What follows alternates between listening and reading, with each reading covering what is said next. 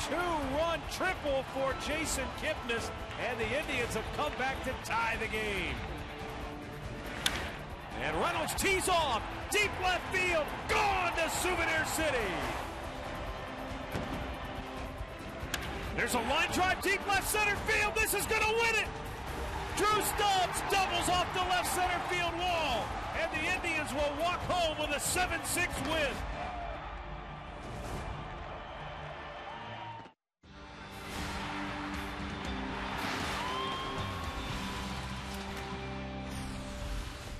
It's still the home of Major League Baseball's longest current win streak as the Indians have run it out to 5 in a row. Today it's Game 2 of their 3-game weekend series against the Minnesota Twins here at Progressive Field. Hi again, everyone. Matt Underwood alongside Rick Manning. Interesting in that I made a joke last night about the Indians' win streak, the longest in baseball, pretty modest at just 4 games. But, Rick, now that it's run to 5, you have to go back 2 years to the last time the Indians won 5 games in a row. Well, and they're doing it offensively, and it seems like everybody in the offensive lineup is doing it. How about Drew Stubbs last night? The number 9 hole, he gets 4 hits, 3 of them doubles. So he is on a hot streak. His last 3 games have been multi-hit games. It's been fun to watch because he's used the whole field and 3 different ways to get double. His 3rd walk-off hit in his career last night. It wasn't a home run this time. It was a double, his 3rd of the night, and he had a terrific night. You can see 4 for 5, 3 doubles. Last 3 games, 9 for 13, and that's pretty much how the offense is going for Terry Francona right now. Since the inception of the designated hitter, Drew Stubbs just the 5th number 9 hitter to get 4 hits, including the walk-off RBI. The first, your teammate, Cleveland Indian Tommy Verizor. Hey, Scott Kazmir's on the hill today. Can the left-hander pitch the Tribe to a 6th straight win? Come on back. All the action between the Tribe and the Twins is straight ahead on Sports Time Ohio.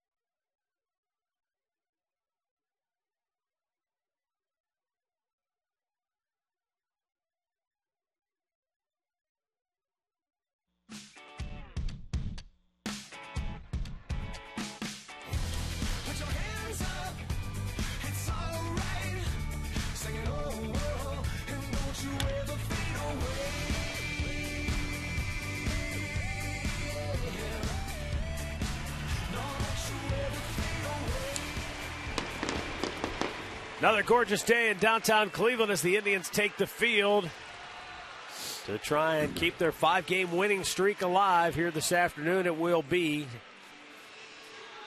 Scott Kazmir on the mound for the Indians. And let's take a look at the lineup he will face for Ron Gardenhire and the Minnesota Twins. Brian Dozier leads it off, then Joe Mauer, followed by Josh Willingham. Justin Morneau is the cleanup hitter, followed by Trevor Plouffe. Ryan Domet hitting 6th, then Chris Parmalee, followed by Aaron Hicks and Pedro Florimon. Scott Kazmir making his first start here at Progressive Field as a Cleveland Indian and his third start on the year. His last start came against the Kansas City Royals, where he went 5 innings, gave up 5 hits, a couple of runs. It was a 2-run home run. It was really not a bad pitch that was hit out of the ballpark by Salvatore Perez, and it went around the right field foul pole. Other than that, the Indians got beat 3-2. They scored 2 in the 9th inning, so he didn't get much of a run support. Let's check the Kia Indians defense behind Kazmir today.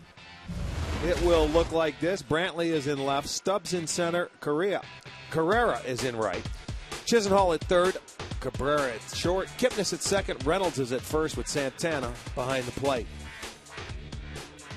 They played solid defense, no errors in their last 6 games. Tim Timmons calls the balls and strikes here today. Mike Winters, the crew chief, is at first. Mark Wegner at second. Laz Diaz down at third. So we're ready to go here this afternoon. Well, on a beautiful day, Indians have won 5 straight, 8 of their last 11. And the Indians back at the 500 mark, 13-13. Twins a game below 500. Indians 3 games in back of front-running Detroit in the AL Central. First pitch of the game is outside, ball 1. Yeah, they need a win here today to get to the 500 mark at home. Get a little home cooking going. Dozier taking, that's a strike, and it evens the count. Dozier last night was 3 for 4, stole a base, scored a run. And another strike. Kazmir gets ahead 1-2. Going from outside to inside, spotting the fastball early. Very good sign. And the 1-2 is hit high in the air, shallow left. Out goes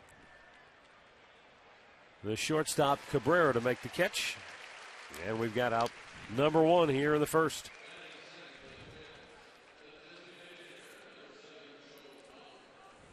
All right, today's keys to the game. Swish back in the fold. Nick Swisher is back in the starting lineup. He's DHing this afternoon, and see if the Indians hitters can be aggressive against Correa early in the count. That's going to be tough today. We got Carrera. That's what happened when I was doing the defense. Well, we got a lot of strikes being thrown right now from Scott Kazmir. A good sign, and establishing that fastball early is always important.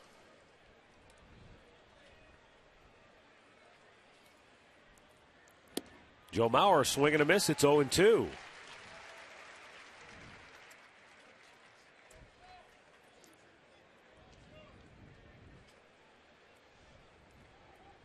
Mauer 2 hits in his last 28 at-bats. And he strikes out. Boy, Kazmir looks sharp here at the outset.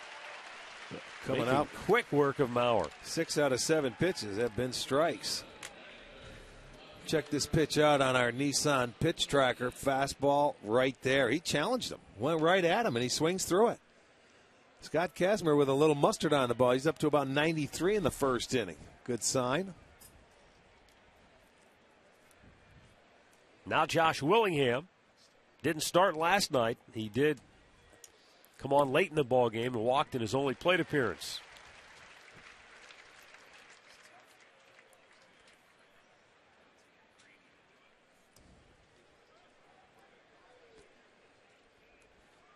A little bit low. 1 ball, 1 strike.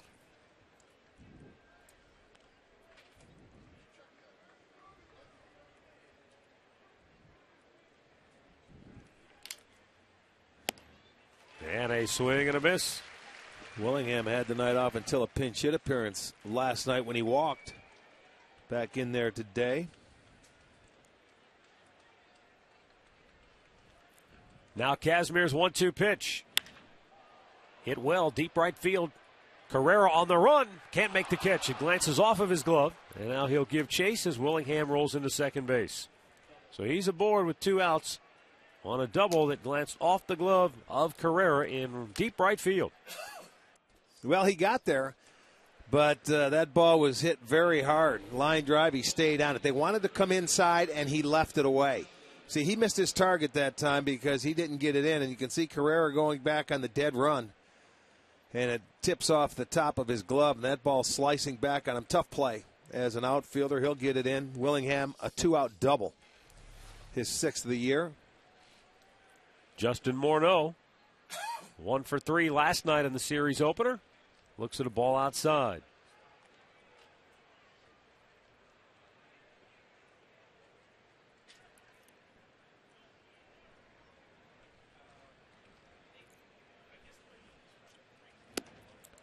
Fastball upstairs. 2 balls, no strikes. Last night, Morneau drove in his 800th run as a Minnesota Twin. That's hit pretty well into deep center field. Back is Stubbs. He's got a beat on it, makes the catch. And the side is retired. No runs ahead, a man left. The Indians are coming to bat.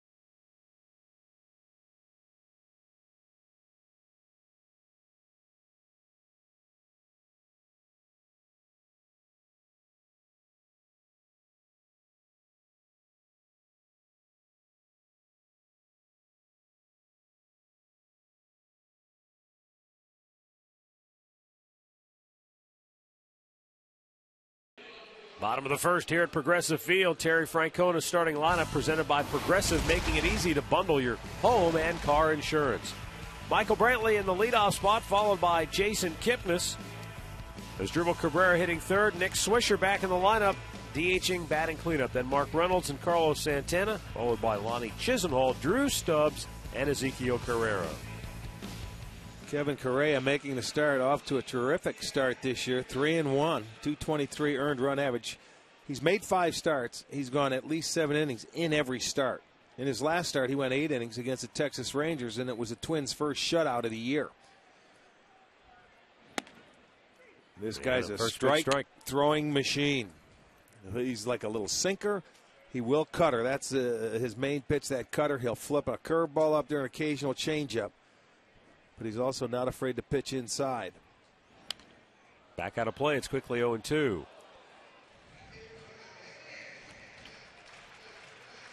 He averaged 95 pitches per start. And he's facing the Indians for the first time in his career.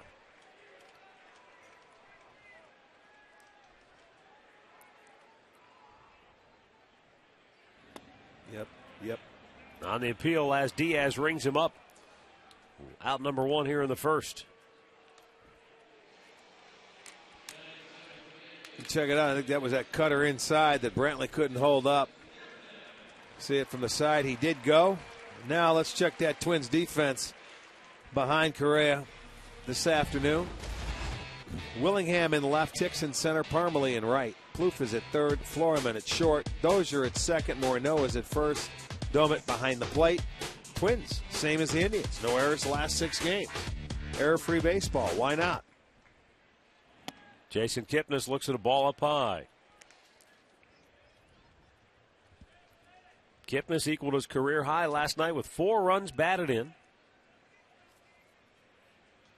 2-run triple early got the Indians offense rolling. 1-1 to count.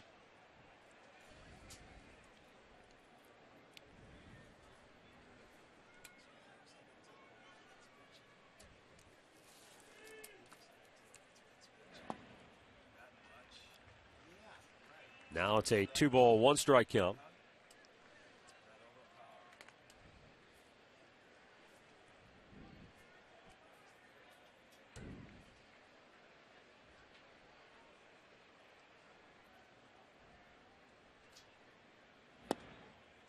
And again, Kipnis with a good eye, good approach, patient, and the count is 3-1. There's Dribble Cabrera waiting on deck.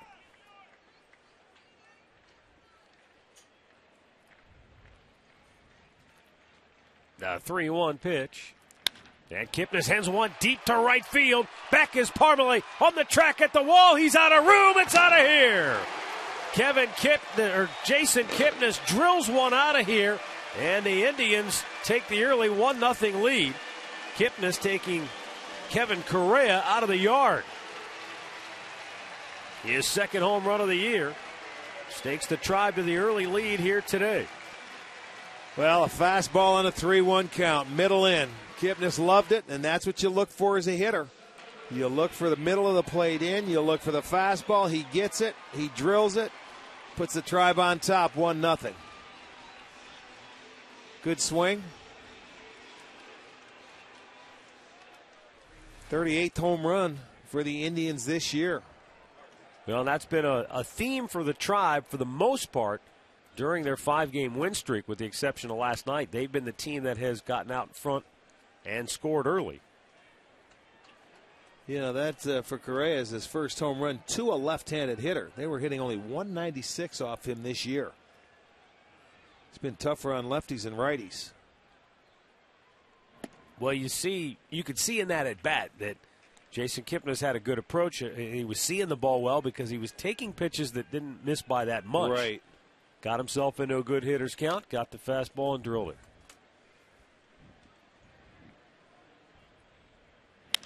And now as Dribble Cabrera lifts one to left field, Josh Willingham will make the grab, 2 down.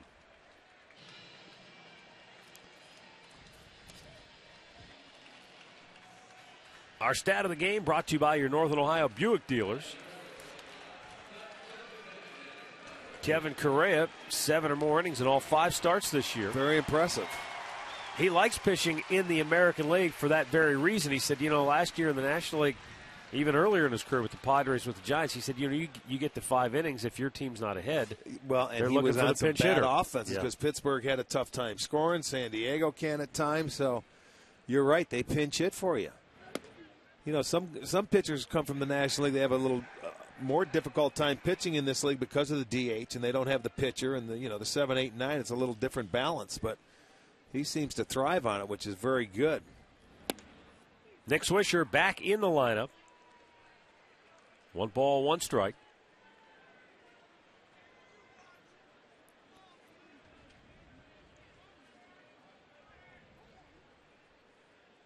A little bit outside.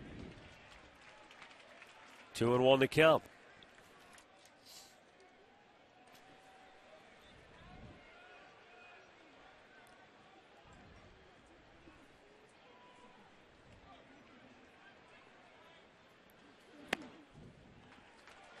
Three balls and a strike. See what he comes with here after the first 3-1 pitch was hit out of the ballpark. If he comes with a fastball or something different.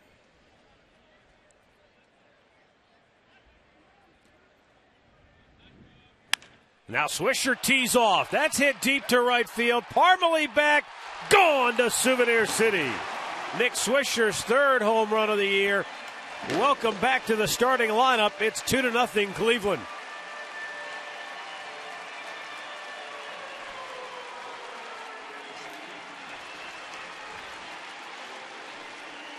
So a pair of solo homers for the Indians here in inning number 1. How about that? Both on 3-1 counts, Matt. And I believe this one might have been a changeup. We'll see it on Fox Track. It was middle in. It was about the same area, but I'm not so sure that was a fastball. That looked like it had a little movement. It might have been a changeup, but Swisher hits him out. So that rest did Swisher some good. He gets his third home run. A pair of solo shots for the Tribe. Mark Reynolds checks on a ball. Well, the Indians getting off to the quick start again. During their 5-game winning streak, if you include this game, they've outscored the opposition over the first 3 innings, now 19-3. That's a good sign because they play so much better when they are in front early in a ball game. 8 of their team home runs have come in the first inning. You know, remember Michael Bourne hit the leadoff homer against was it Jake Peavy, but that was the only run they got that day. Right. So it doesn't always equate to, automatic success, but it's always nice when you get one early. No, but the odds go into your favor when you do it, so it's always fun, especially the kind of role that the offense is on now. Because if they score early, they seem to relax a little bit, and it gives that starting pitcher a little wiggle room. That's up high. 3 balls and a strike.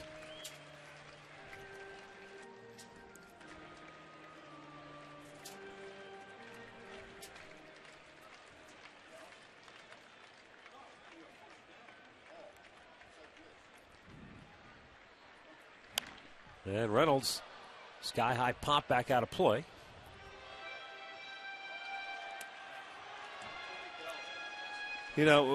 Coming into this game, Correa averaging just 13.2 pitches per inning.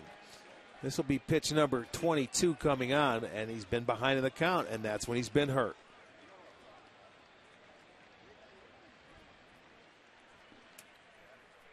Three-two pitch. Reynolds, the pretty good wrap to left on the move. Willingham makes the head-high catch, and the inning is over.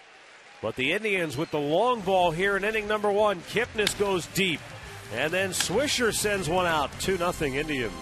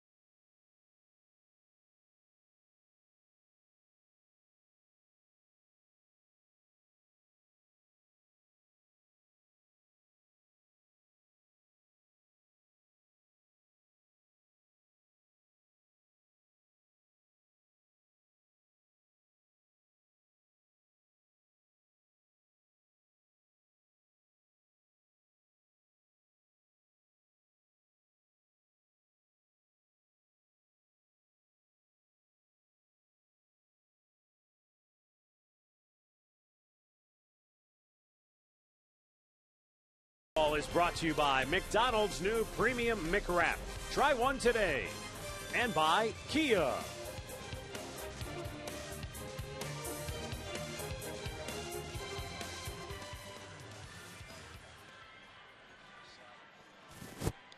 Two-0 Indians lead it As we go down to the second inning.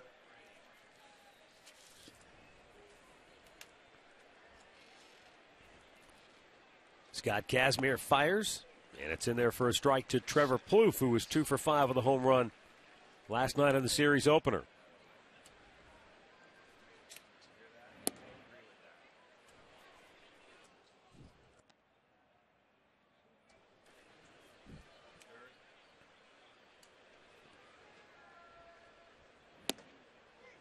Inside corner, a ball and 2 strikes, and Kazmir efficiently throwing the baseball here at the outset. 12 out of 17 for strikes. Off-speed pitch hit hard by the third baseman Chisenhall. Off the rolled-up tarp, Brantley scoops it up, and not before Trevor Plouffe has himself a leadoff double. Both hits against Kazmir today, doubles. Well, he got that breaking ball out, and Plouffe kept his hands back nicely. He will hit his 4th double. It went off the glove of Chisenhall, so he deadens it, so that's why he was able to get to second base. Switch hitting Ryan Doumit was 1 for 5 last night. And there's a strike over the inside corner. Yeah, they have a few switch hitters in this lineup. Doumit, Florman, Hicks.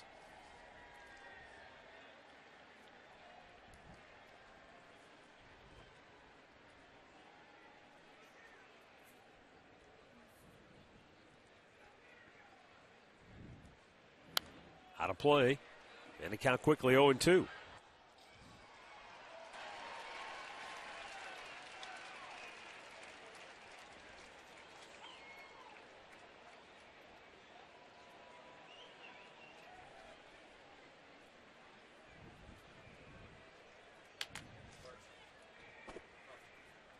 Two-strike pitch, right back, out of play. Kazmir pounding the strike zone today. 0-2, 1-2 to 5 of the 6 first hitters.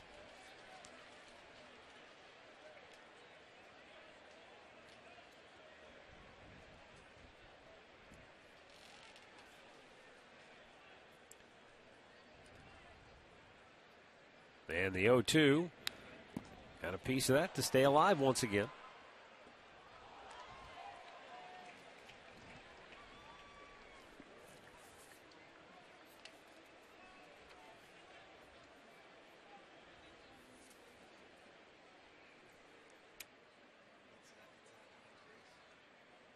Doumit has been a good hitting catcher throughout his career.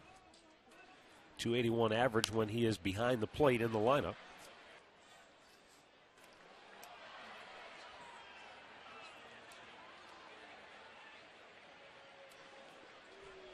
In his career,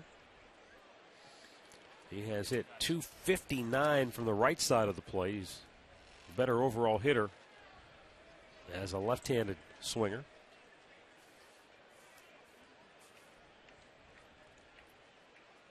Kazmir again, the 0-2, off speed, and again he fouls it out of play. Well, he's hanging in there. You may want to just throw one in the dirt. Maybe he'll swing at it just to get him off everything else. Look at that ball is way outside. That's not even a strike, but he's hanging in there. 5 straight pitches he's fouled off. Ran the fastball in, and he turned on it, foul. So Carlos Santana's going to go out. All right, let's bounce one. Let's try something different. Well, he's been inside, he's been outside with everything. So, take him off that, maybe bounce a breaking ball or throw one up in his eyes. Still 0-2, 6 foul balls in a row. So he's 8 pitches. Still hasn't seen a ball. I mean, he's seen a ball, but He swung at it anyway. Yes, he has. And he's putting it, fouling it off to stay alive. I mean, you're past the point now of trying to move the runner. There you go.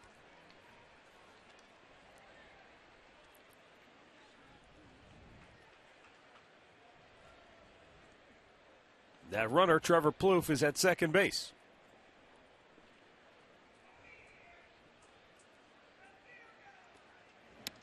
And he misses again upstairs, 2-2. You know, sometimes when you're a hitter and you get to see that many pitches that Domit has seen in this at-bat, it really helps you. Gives you an idea of the strike zone and what you're looking for, even though you're expanding the zone. 10th pitch of the at-bat. Popped him up. Good changeup. Jason Kipnis is fighting the sun. He's got it.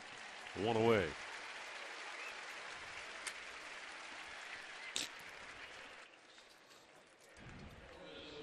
Well, with 1 on and 1 out, let's go downstairs. Katie Witham has the latest on Michael Bourne's attempt to get back into the starting lineup. Well, Matt, he took 5 rounds of live BP for the first time yesterday. When I spoke with him today, he said he was hesitant when he stepped in there, but after he came up with that first solid hit, he felt good, he relaxed. He said he was sore afterwards, but felt good today. The plan for him, take live BP today and tomorrow, and then if all goes well, we could see him in a rehab game on Monday.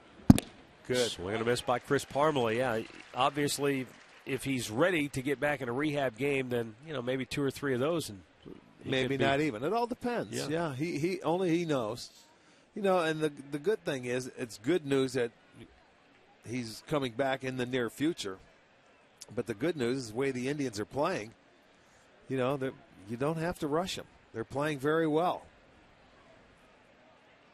The 0-1 pitch, swung on and missed. Kazmir with good life on his fastball here today. And he has Parmalee down on the count 0-2.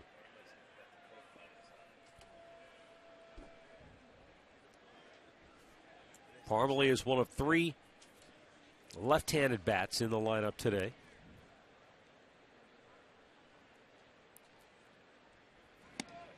Close, but didn't get the call. 1-2 the count. Maybe just a tad high. Well, he swung at the last high pitch, so you see where Santana's sitting? It is. It's up out of the zone. He's sitting up there to make sure he doesn't miss down, belt high. Going to exaggerate it a little bit.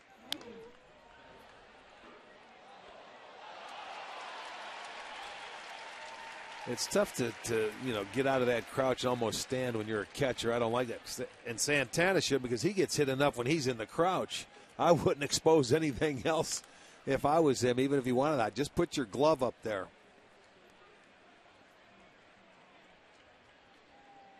Again, Kazmir with a 1-2. And it's fouled out of play.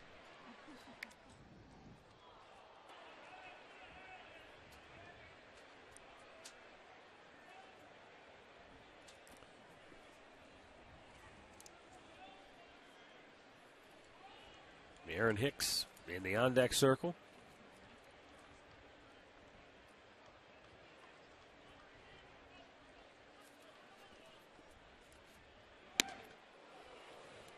I like that pitch. 2-2 the count.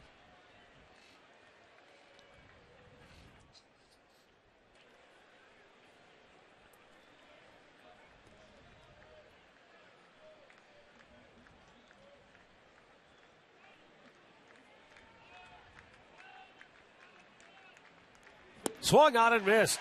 Good off-speed pitch by Kazmir, his second strikeout today, 2 down in the inning.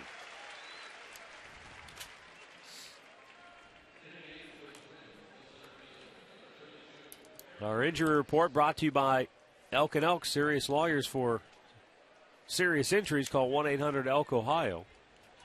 With Gavin Floyd with a muscle tear near his right elbow. That doesn't sound good, does it? No, I think he's going to need the surgery. They just waiting to see. I think he's going to make a decision maybe Monday. He's had it for the last couple of years, and sooner or later you got to get it done, don't you? Here's Aaron Hicks, who was 0 for 3 last night.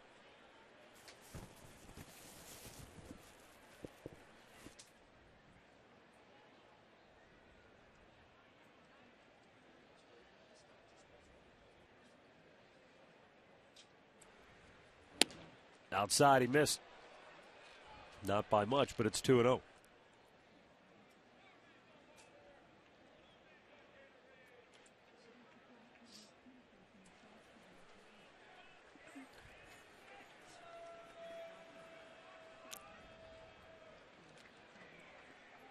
Now the 2-0 pitch.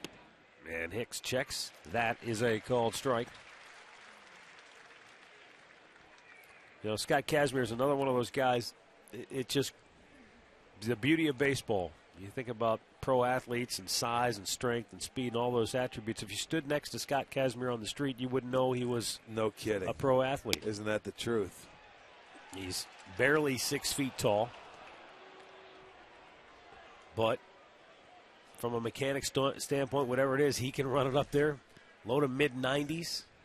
And again, his story is one of perseverance. You know, you spend a year in the independent league trying to get it back, trying to find it again. Yeah, he never had arm surgery. No. He just maybe went through a dead arm period and lost some mechanics. He walks Hicks here, 2 on, 2 out.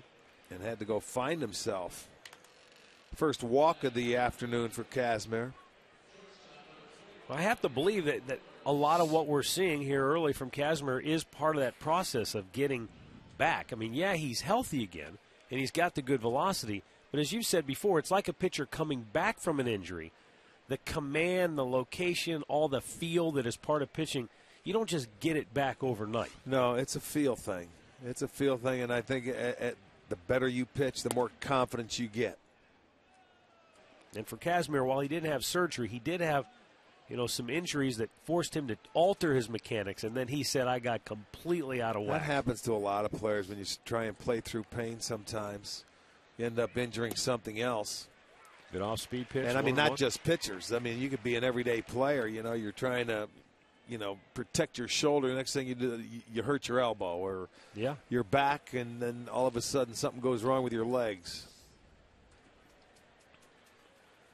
2 on, 2 out. The 1-1 pitch. Line to left, base hit. Brantley over near the line. He'll cut it off. Coming around third to score is Trevor Plouffe, and the Twins get on the board with a 2-out RBI single from the number 9 hitter, Pedro Florimon. It's a 2-1 Indians lead now here in the second. Looked like he left a breaking ball up a little bit for Florimon, who hits it into left field. So the Twins are on the board, and they answer. Yeah, a little too much swinging room, maybe down a little bit, but he kept his hands back. This is the way it went last night. You know, the Indians would do something, the Twins would respond, and it went like that all night long. It was a good back-and-forth game. Mark Reynolds said afterwards, he said, I thought it was a great game. He said it's one of those games where you got your adrenaline pumping, you were feeling it, you know. You know, it was a great game throughout the whole ball game. You're right, and that's what division is all about. When you get into it, I don't care how good or how bad a team is, they're going to fight you tooth and nail because you play 19 times throughout the course of the year. And last year, the Twins, even though they finished in last place in the division, they beat the Indians 12 out of 18 times, so they had their way. So they have a little swagger, a little confidence coming in here, even though it is a new team. Brian Dozier popped up on the infield his first time up, takes a strike.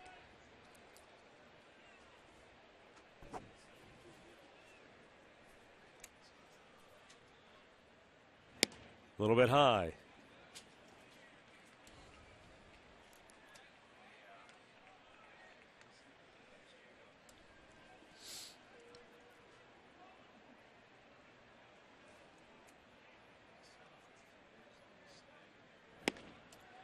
Just missed. Good fastball, but ran it in off the plate a little bit, and it's 2-1.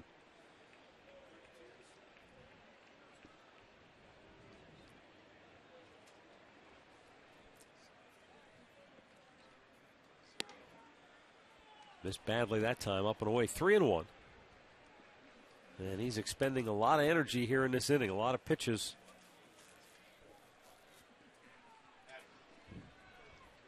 .33 pitches already in the inning. Now the 3-1 pitch. And a full count.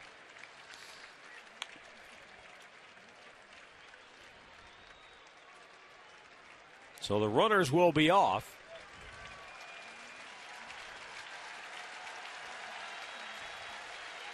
And the payoff is popped up again. Reynolds and Kipnis calling for it. Reynolds calls for it. Makes the catch. And the inning is over. Twins get on the board. Middle of the second, 2-1 Cleveland.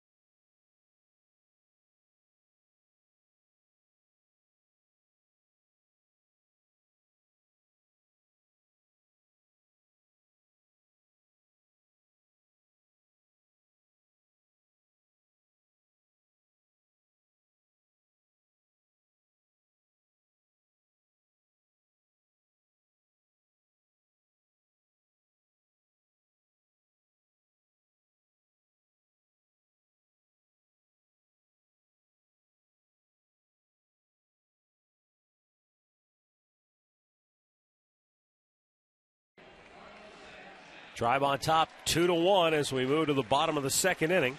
Carlos Santana, Lonnie Chisenhall, Drew Stubbs coming up for the Tribe. Matt Underwood, Rick Manning with you, and we're joined now by Indians pitcher Zach McAllister down on the Tribe dugout. Zach, thanks for stopping by. How you doing? Doing well. How are you guys? Oh, we're good. I mean, Perfect. the Indians swinging the bats well, pitching well. And Zach, that's the one thing I mentioned the other night, that during this win streak for the Indians, a lot's been made, rightfully so, about how well the team has swung the bats, but kind of overlooked is how well the starting pitchers have been throwing the ball during this turn through the rotation. Do you guys start to feed off of each other when you get on a roll like this? Definitely. I think every one of our starters wants to go out there and do a better job than the one before him.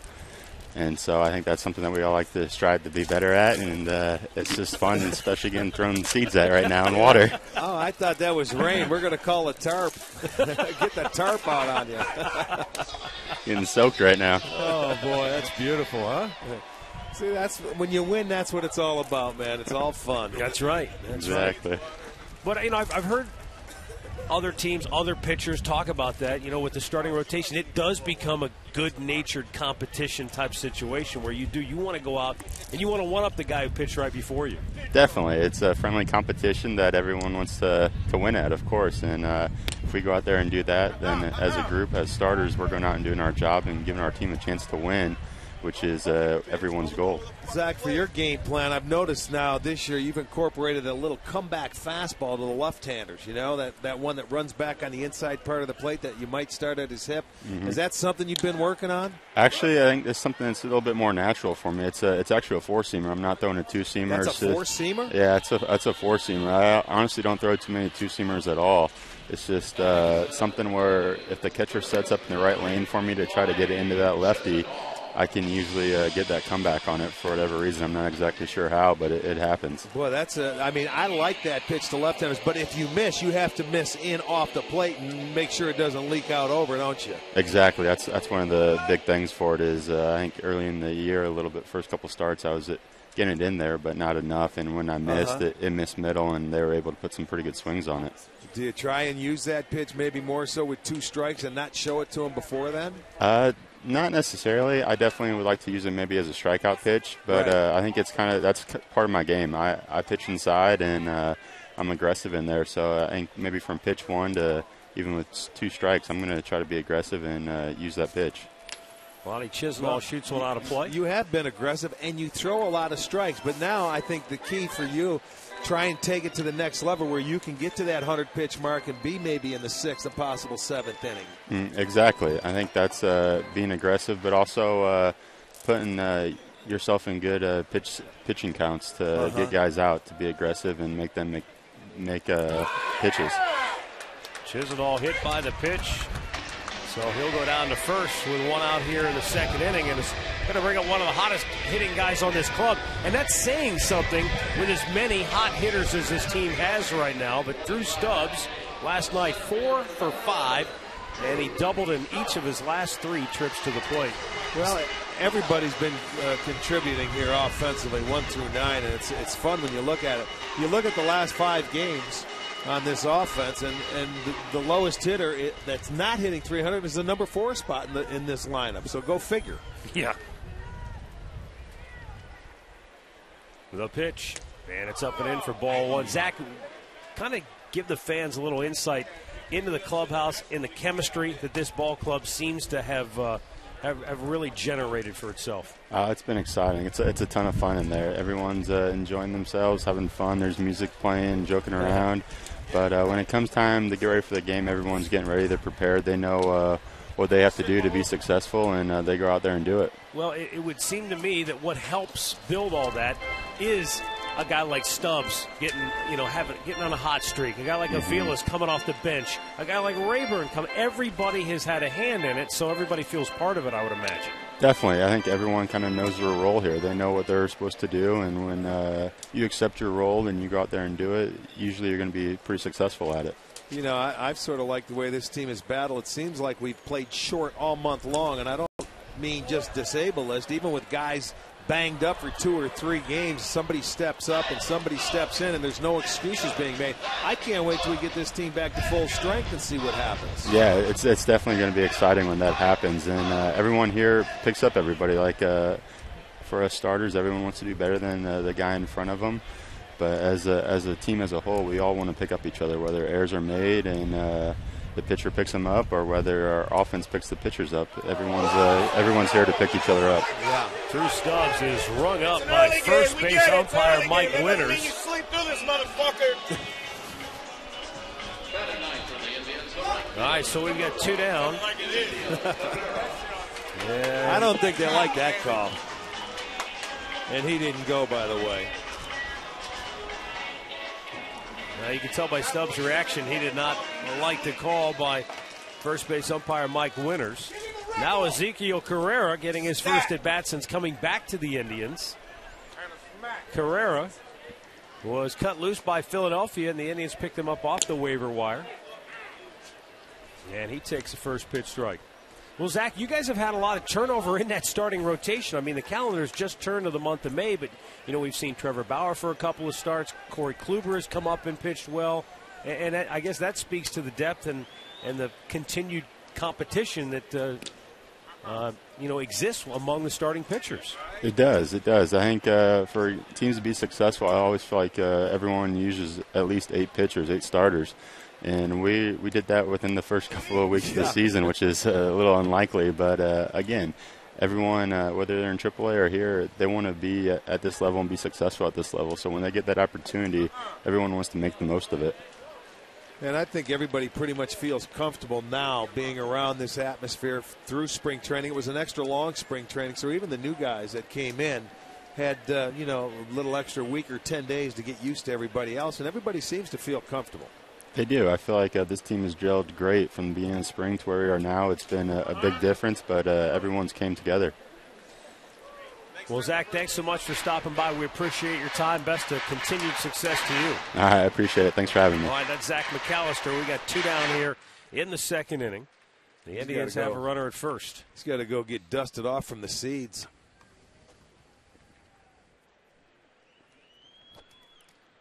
And Ezekiel Carrera with a 2-ball, 2-strike count.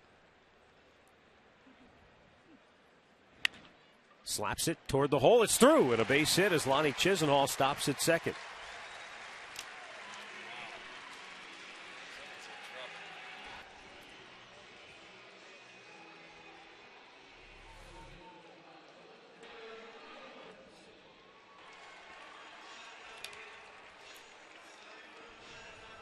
Base hit through the left side. Not hit hard, but placed perfectly. Carrera just going the other way. Found the hole between short and third, so now the Indians get a 2-out knock. And now Michael Brantley, who struck out swinging his first time up.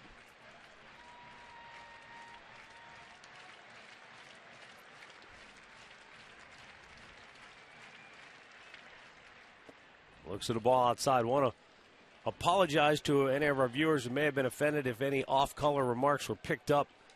Sometimes when you have a player mic'd up down in the dugout, you never know who may be hooting on who, coming from which direction. But if anything did get on the air, we apologize for that. Brantley, a foul straight back. Michael 1 for 5 now in the series. Came in, had that batting average right at the 300 mark. Yeah, he's starting to shine a little bit in that leadoff spot now, maybe feeling a little more comfortable.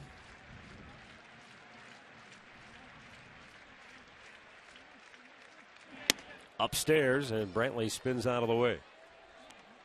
That's the pitch that he was able to get Michael to check and swing on in the first inning, but it was down. That one was upstairs. He's had a few pitches up there. He was upset that he hit Chisenhall with I think it was a cutter up there.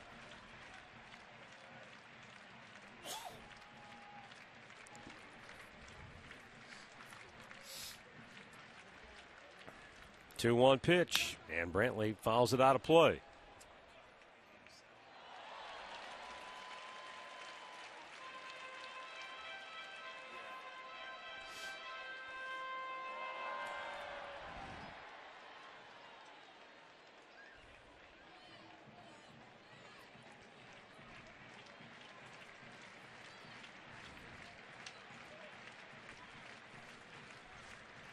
Chisenhall at second. Carrera at first.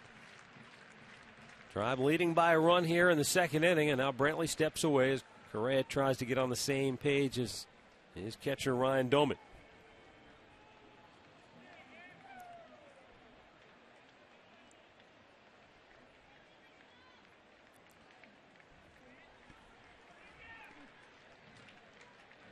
And that's fouled off the facing of the photo pit.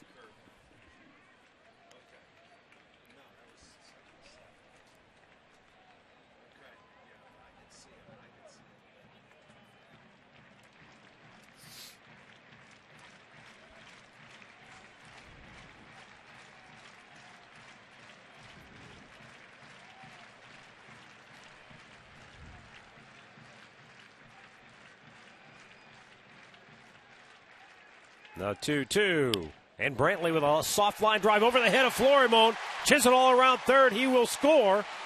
And it's a 3-1 Indians advantage. Michael Brantley with his 10th run batted in on the year. And a 2-out RBI hit by the Indians leadoff man. Well, another off-speed pitch, but Brantley stayed back nicely, and the Indians continue their torrid hitting with 2 outs. It might have been a changeup. It's going to be our McDonald's. I'm loving it. They come right back. Brantley the other way. They were hitting 476 on the homestand with 2 outs, and that continues. This time, they hit batter, and Correa was mad at himself because he hit Chisenhall. He comes in to score with the 2-out single, so the Indians respond to that run that Minnesota puts on in the second.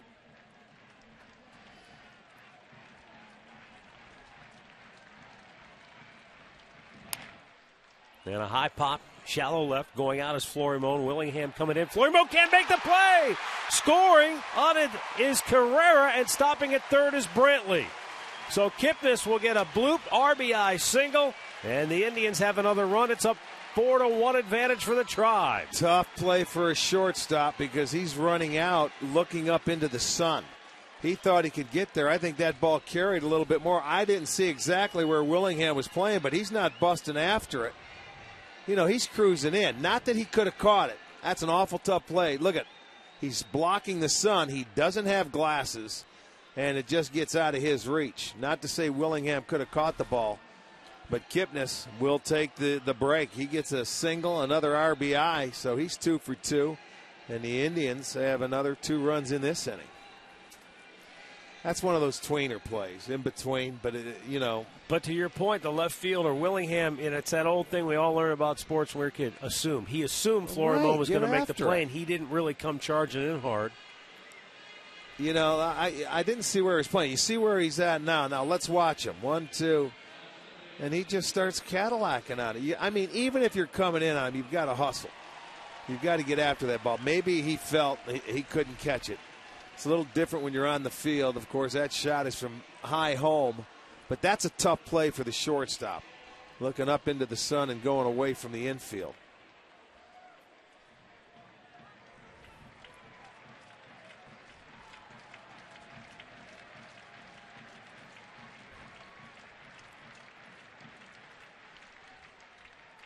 Now the pitch to Cabrera, and he takes over the outside corner for a strike. This is the most runs that Correa has given up all year. And we're only in the second inning. Tribe continues their 2-out magic. 2-out homer in the first, 2 more runs with 2 outs here in the second. And over their last 6 games, they've scored 30 runs with 2 outs. And again, early in the ball game, getting the lead, getting a little confidence offensively.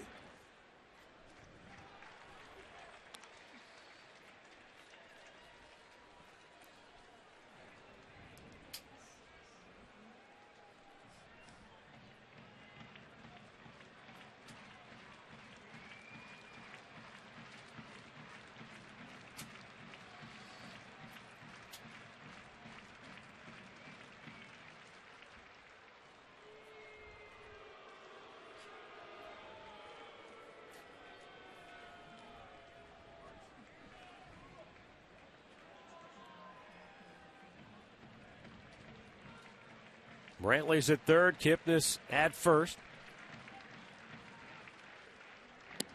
And it's upstairs, 2 balls and a strike. It's been a long inning for both pitchers. When you look at Correa and also Scott Kazmir, well over 60 pitches thrown in the second inning alone by both pitchers. Yeah, this will be number 50 on the game already for Correa.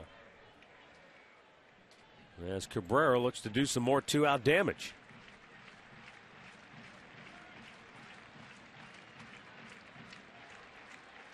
Kipnis takes off. Check swing, fake throw. And Kipnis has a stolen base. It'll be his 6th on the year. And the pitch was low, so it's a 3-1 count now. Okay, that's a good time to run. You got the count in your favor. Get yourself in scoring position because Cabrera can take the pitch. So Kipnis gets a stolen base, his 6th. Tied for 4th now in the American League in stolen bases.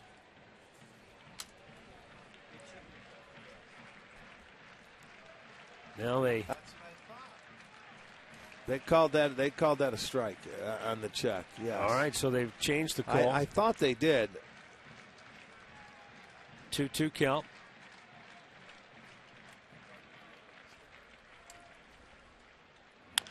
And that's chopped foul by Asdrubal.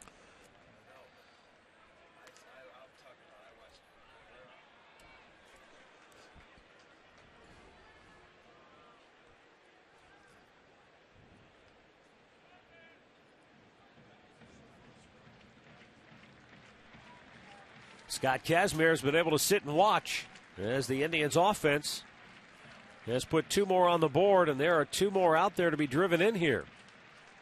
The 2-2. A little bit outside and a full count.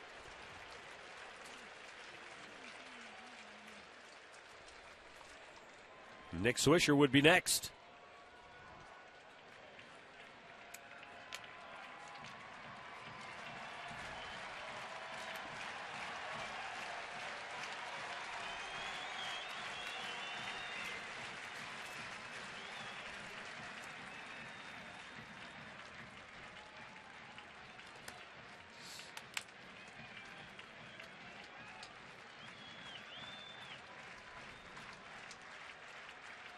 And the payoff pitch.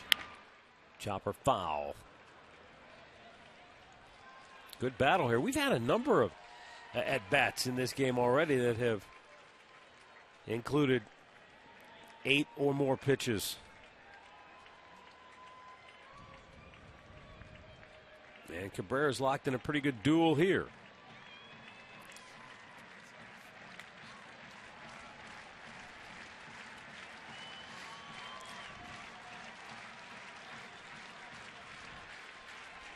One more time, the 3-2 is outside, and ball 4. The bases are loaded. And the 8th man to bat in the inning will be Nick Swisher. Here's the AT&T U-verse rewind. Let's go back to the first inning. Jason Kipnis, goodbye. He sends one out of here for his 2nd home run of the year. And then Nick Swisher, 2 batters later, he's leaving in his first at bat after missing 4 games. Yeah. Kipnis hit the fastball. Swisher hit a splitter. I thought earlier in the game that was going to like his changeup, but it's 87, and looking at the grip, it's a split. So the bases are loaded with 2 down. And Correa will go back to the windup. And it's low for ball 1. Starts him off curveball. That's an occasional show pitch, but he missed with it. Could be a big inning for the Tribe with another base hit here. Boy, you're right. This could deliver a knockout. Swisher lines it to right field. Parmalee will make the chest-high catch, and the inning is over. Tribe gets 2 more, and after 2, they lead it 4-1.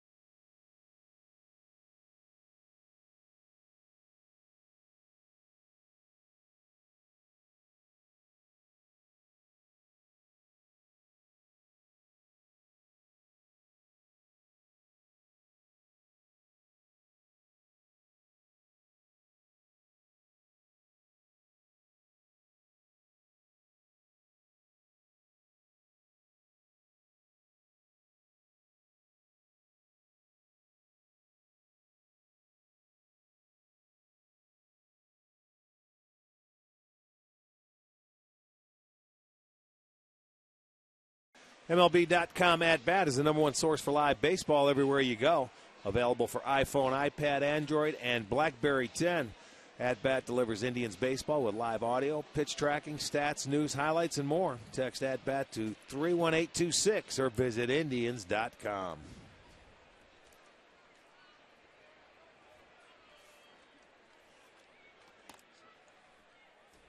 Joe Mauer, who struck out his first time up, will lead off and takes a strike. So Mauer has seen 4 pitches and all 4 strikes. A little bit outside.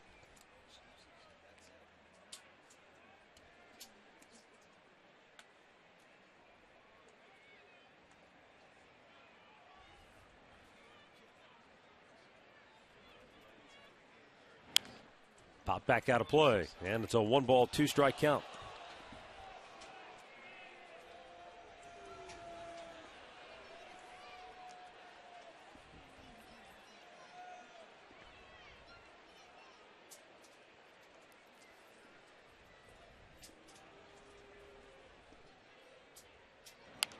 Again, Mauer fights it off and stays alive. 1-ball, 2 strikes. A lot of foul balls today early, huh? Only the 3rd inning, and it seems like there have been at least 20 to 25 foul balls. Fans are getting treated. A 1-ball, 2-strike count. The pitch is fouled right back. And, you know, of course, when you say something like that, you've got a guy that says, Arch, this is Tommy Bowe now, 11 for Minnesota. 11 foul balls? Yes. So he's, and 11, so it's 22. How many of those have been in the crowd? Mauer just did get a piece of that one. And the tally continues. Oh, I'm sorry I brought it up. But there have been an awful lot.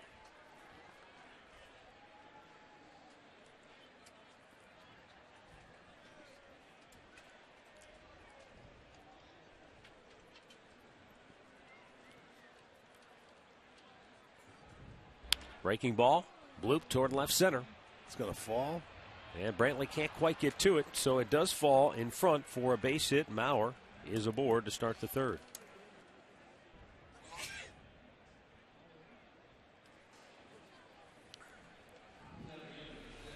The ball has been carrying here for the last 2 nights, so you maybe want to play a little bit deeper. And if you do, and something like that happens, a bloop goes in there. So you can't defend everything. Mauer didn't hit that ball that hard, but the way he's going, he certainly will take it. Hit number 4 for the Twins.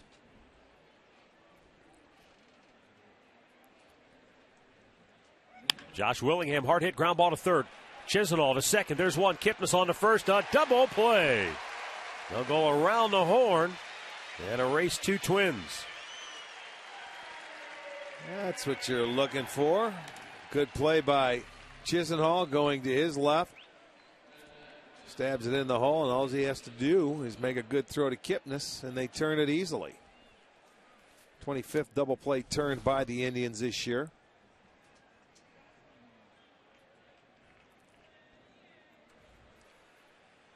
Justin Morneau looks at ball 1.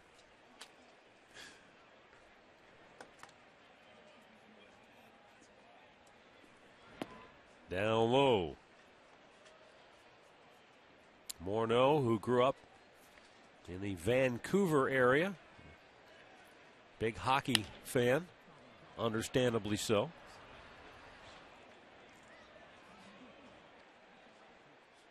But he was always a baseball player. He said literally, you know, half the year I'd be playing baseball, the other half of the year would be hockey. That's a big dude to be playing hockey.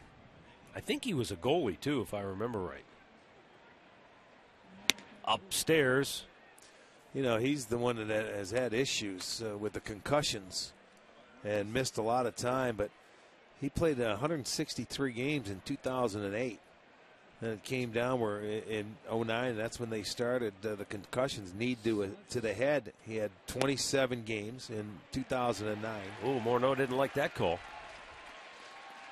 No way. He's telling them no way. He's letting them know. Stepping out, saying his piece. He says that can't be a strike, and he's probably right. But you get back 2010, he played 81 games. Swung out and missed. Casimir gets the strikeout. Morneau fires the bat away in frustration. Third strikeout for Casimir. And we'll go to the bottom of the third. 4-1 Tribe.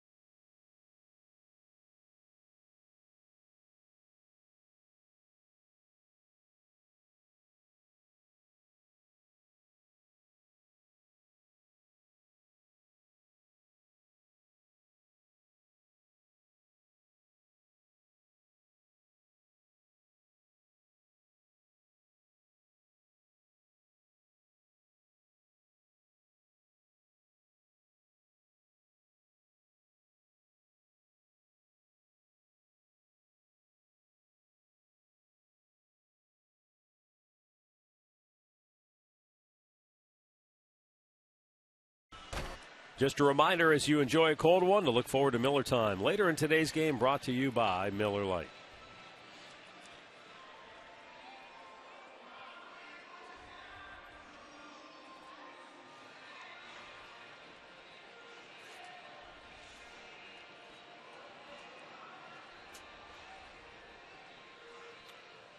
There's the Firestone Complete Auto Care Extra Mile Index. Mark Reynolds right there, tied for the league lead in home runs now.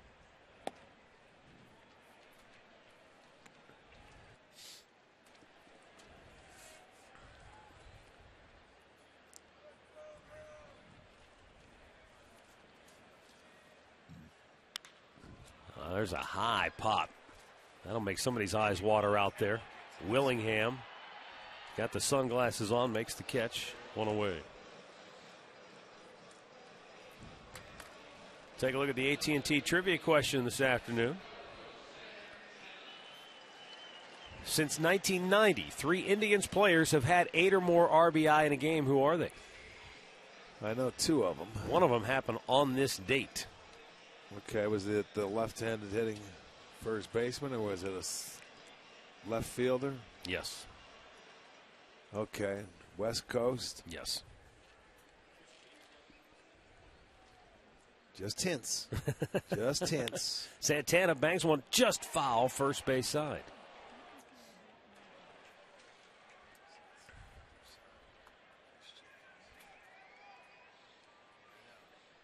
Carlos grounded to first his first time up.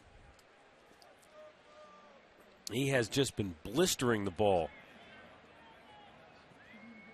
And last night was one of the first games, maybe all season long, where we've seen Santana actually have some struggles at the plate. He was just 1 for 5 and struck out 3 times.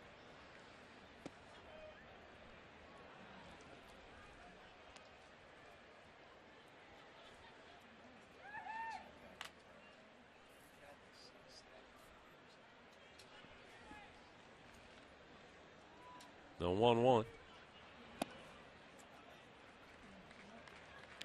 Last night they did a good job, at least in one at bat in particular. I remember they really attacked him with sliders, hard sliders that looked good as they came to the plate and then just dropped straight down. And he swung over the top, 2-1. Little bit outside, 3 balls and a strike. Well, a lot of times you get yourself out as a hitter. as hot as he's been, he hasn't, he's been taking a lot of pitches, he's been hitting in great counts. And then, when you get the strikeouts, you swing at pitches out of the zone. You get a little too aggressive and you expand your zone, you get yourself out. That's the tough thing. That's where he's back to normal when he's taking his walks. One out base runner here in the third for Lonnie Chisenhall. That's 2 walks now for Correa.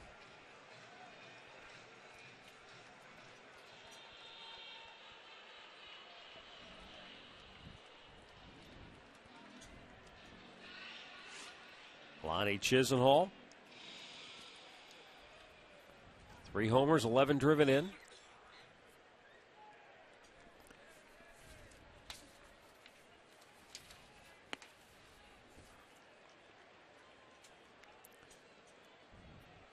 I was telling you earlier about Correa, 13.2 pitches per inning. He's averaged this year. He is obviously does not have his control that he had in his first 5 starts. He's searching for it today. And the 2 home runs in the first inning may make a pitcher do that. Try and be a little too fine. Popped up on the infield. Again, tough Sun field. Florimon makes the catch, 2 down. Here's our great clip of the game from last night. In the 10th inning, Drew Stubbs with his 4th hit of the ballgame, his 3rd straight double, as the Indians win it 7-6 over the Minnesota Twins. And for Drew Stubbs, he said afterwards, man, if I knew what it was that was working so well for me right now, then I'd be locked in for all 162 games. But the thing that Terry Francona said is, look, we knew when we got this guy, great athlete, who's just offensively had troubles getting on a consistent roll. And so far this year, he's been very good at the plate. Through 3, 4-1 Tribe.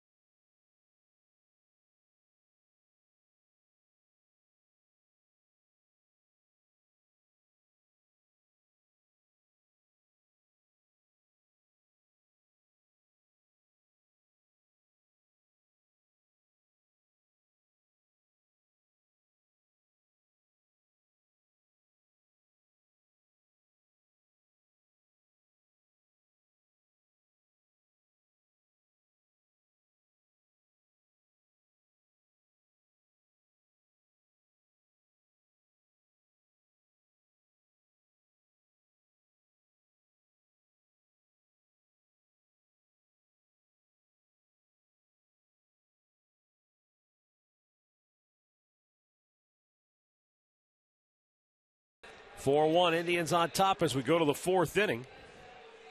Interesting in that as much as both pitchers had a tough time getting through the second, both Kazmir and Correa combined for 69 pitches in that second inning, but in the third they both flew through it. They combined for only 24 pitches in the 3rd inning. There you go. Settled in. Kazmir has struck out 3 Minnesota Twins. All 3 have gone down swinging. Well, and he got the double play ball last inning after the leadoff single, which the 2-for-1 is very good. And Trevor Plouffe leading off takes a strike.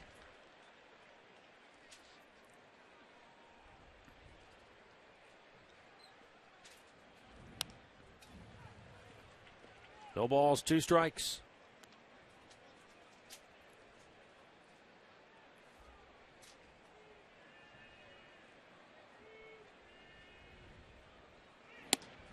Got him pitch. looking inside corner. He stayed right in there. And that's his 4th strikeout of the day, 1 down in the 4th inning. Well, he went in and made a perfect pitch. You either hit or you miss in off the plate. And as he goes inside, there it is. It's right on the corner, gets the call. Even though it looks like it might have been a tad inside, he got the call. Plouffe is a little upset with it.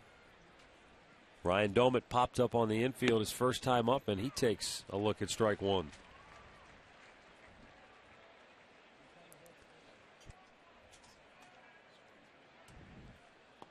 Swung on a miss. It's quickly 0-2.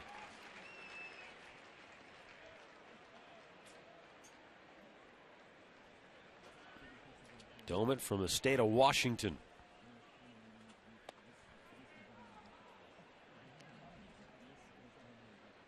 Was a second-round pick of the Pirates in 1999 out of Moses Lake High School.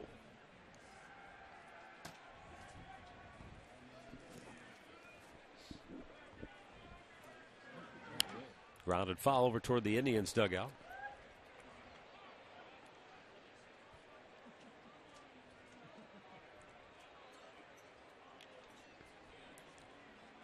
He was with the Pirates through the 2011 season. Oh, and Casimir ran it right in again. This time he gets him swinging. That's 3 straight strikeouts for the Indians left-hander. 5 now in the ball game, and he went to the same pitch that he struck Plouffe out on, but Doumit wasn't going to take it. No, that was in off the plate, though, and he ended up swinging at a ball. You remember in his last start, Casimir acquired his 1,000th strikeout back in Kansas City. Miguel Tejada, he only needed 3 in that game. He had 4, and he's got 5 today. Chris Parmalee shoots it back out of play.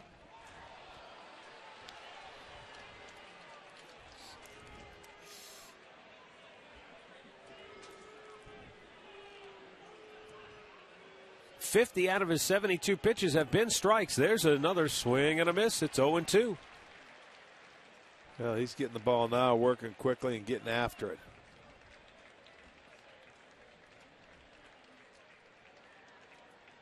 Swung on and missed. Casimir strikes out the side here in the 4th inning. He has whiffed a half-dozen Twins, and the Indians lead it 4-1.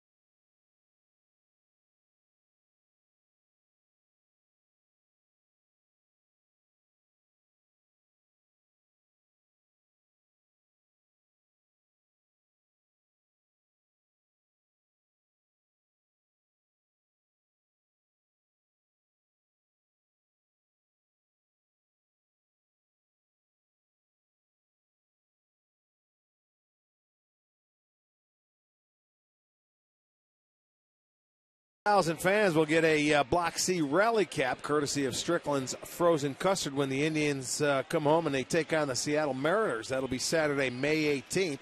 You can buy early and save, so log on to Indians.com for your tickets.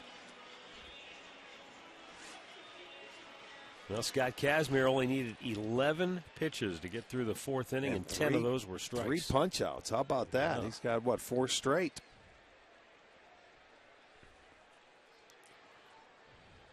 Ezekiel Carrera singled and scored in the second inning. Takes a first pitch strike.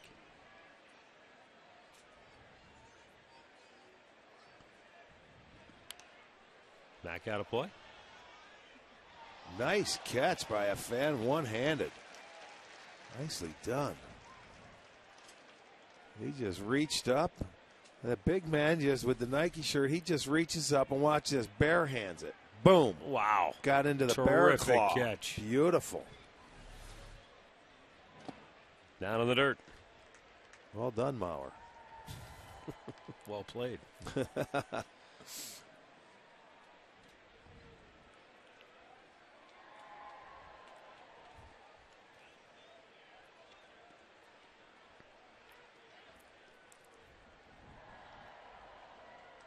Kevin Correa takes a long look in. Now the 1-2. Off-speed pitch down and in. He was a fourth-round pick of the Giants back in 2002 out of Cal Poly. And then Correa eventually, after 6 years, would sign with the San Diego Padres. 2010, a 2-year deal with the Pirates as he strikes out Carrera. And then this past offseason, he agreed to a 2-year deal with the Minnesota Twins. Third strikeout for Correa. One down here in the fourth. Right now on FoxSportsOhio.com. Every night there's a new hero for the Tribe. How weather changes the odds at the Kentucky Derby. And stay informed about the Indian Stars of tomorrow. Complete coverage of all today's action involving Ohio sports on FoxSportsOhio.com. Beach ball is loose on the outfield warning track in center field, and no surprise. Well, a nice sunny day. It's like beach weather here in Cleveland. Wearing sunglasses. It's been a nice homestand for the Indians to this point.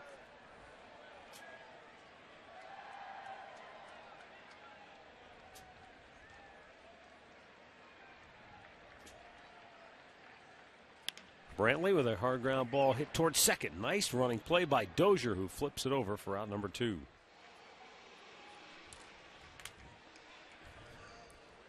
Well, Jason Kipnis is starting to feel it offensively. 2 more hits today. He had 4 ribbies in yesterday's game, which equals his career high. He's already driven in 2 today. So, Katie, what's working for Kipnis right now? Well, he's been spending a lot of time in the video room with hitting coach Ty Van Berkeley. But Kipnis told me he felt like going through that slump, he was really forcing his swing instead of letting his hands do the work. And he also said he was focusing so much on getting good at bats that he was taking more first pitch strikes than he ever has before, instead of realizing that a good at bat could be jumping on one of those first pitch strikes. Isn't that the truth? Sometimes you end up thinking too much, and next time you get in that batter's box, you look up, you're down to the count 0-2, 1-2 before you're ready to swing.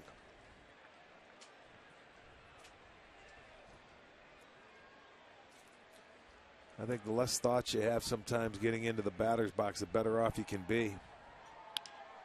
See it and hit it. High fly ball, right center field. Hicks, the center fielder, will make the catch. The Indians go 1-2-3, 4 complete, 4-1 Tribe.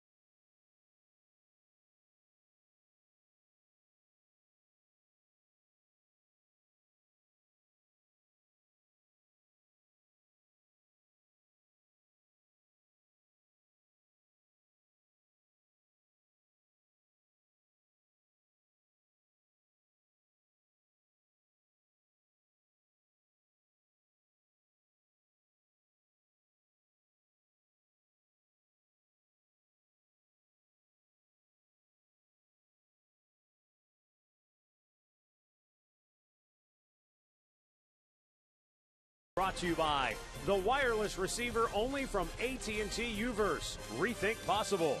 By your local Toyota dealers. Toyota, let's go places. And by Panini's with 19 locations in Northeast Ohio.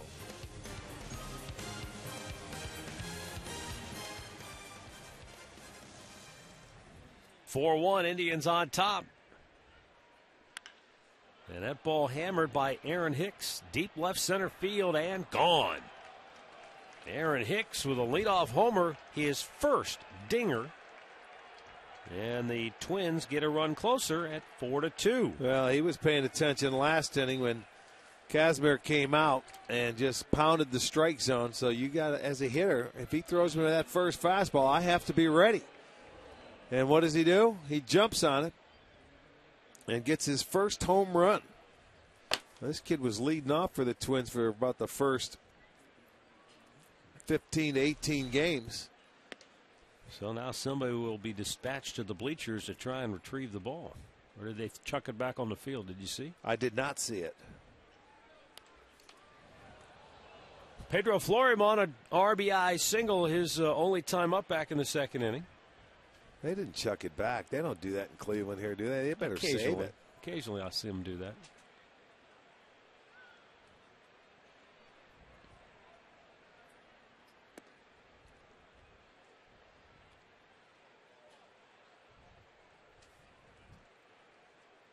One ball, two strikes.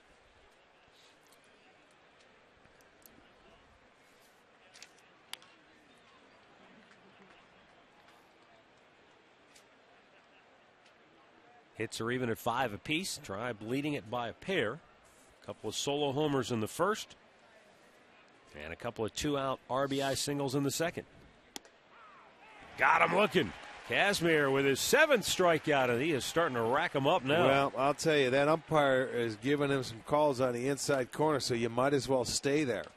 I mean, a lot of Minnesota hitters are disagreeing with the calls, and they may be right, but he's calling it a strike. So you have to make an adjustment as a hitter where either you back off the plate, but if you're Scott Casimir, he's had success. 5 out of the last 6 hitters have gone down with the strikeout, so. Brian Dozier swinging a miss. He's 0 for 2.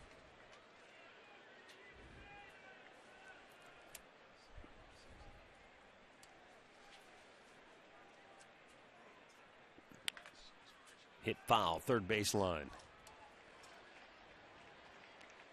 And Dozier down on the count 0-2.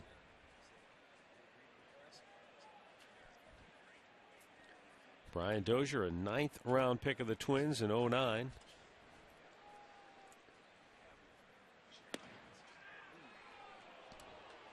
Dozier hails from the same alma mater as Brett Favre, Southern Miss.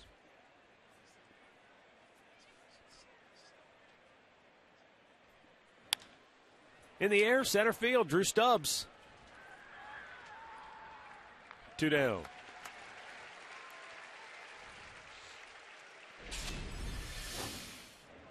Well, as Rick said, Casimir has struck out 5 out of the last 6 before Dozier flied out. Slider. Fastball in. Slider, so 3, 2. He's been on a roll.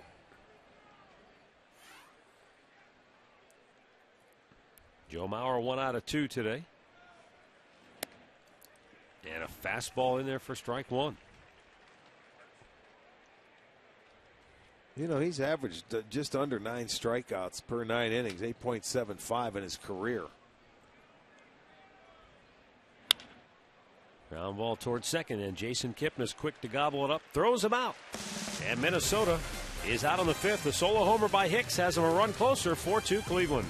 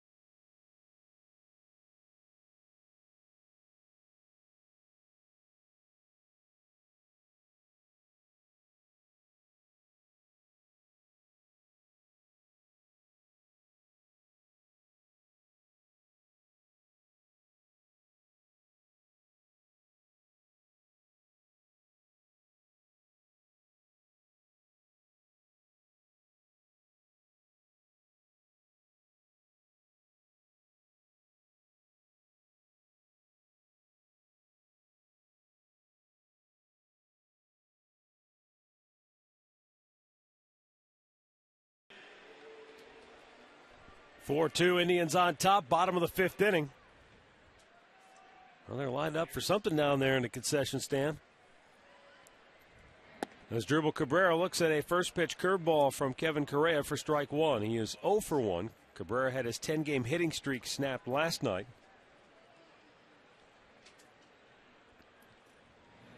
Sad thing about that for Cabrera is he had a couple of opportunities. Good opportunities. To drive in runs in that ball game. I think 3 times, man on third, less than 2 outs. Yeah. And couldn't get it done. But you know what? That happens.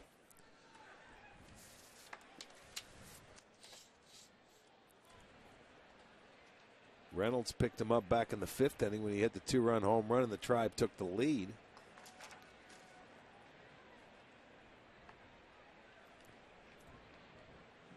There have been 3 homers hit in this game, all solo homers. Got him looking, outside corner.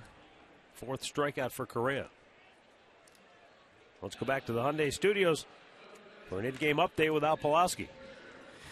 Hey, Matt. Hey, Rick. Let's go to Toronto where the Mariners take it on the Blue Jays. Seattle only has 4 hits off of R.A. Dickey, but they have 6 runs. Here's a grand slam by Dustin Ackley, his first homer of the year. This one blew it open in the 4th inning. 6-0, 6th inning in Toronto. Matt? All right, thanks, Al.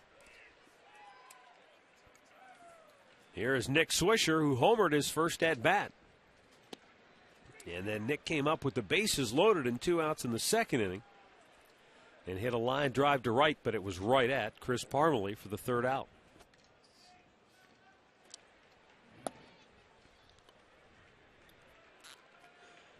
Correa was wobbling at that time. In fact, they had activity in the bullpen. Didn't know if he was going to make it through the inning, but he did, and he's done a nice job to stay in there. Just over 80 pitches now. Well, you're right, because if that ball that Swisher hits falls in and finds a place or a gap, he's probably out of the ball game. But, man, he catches that break. It's at one of the players, and he comes in, and he has settled down nicely. As we told you, it's his 6th start, and he's gone no fewer than 7 innings in any start. He has been their number 1 guy. He's been a nice addition for this Twin staff. Go along with Scott Diamond. It's been those 2 guys, and then you sort of pray.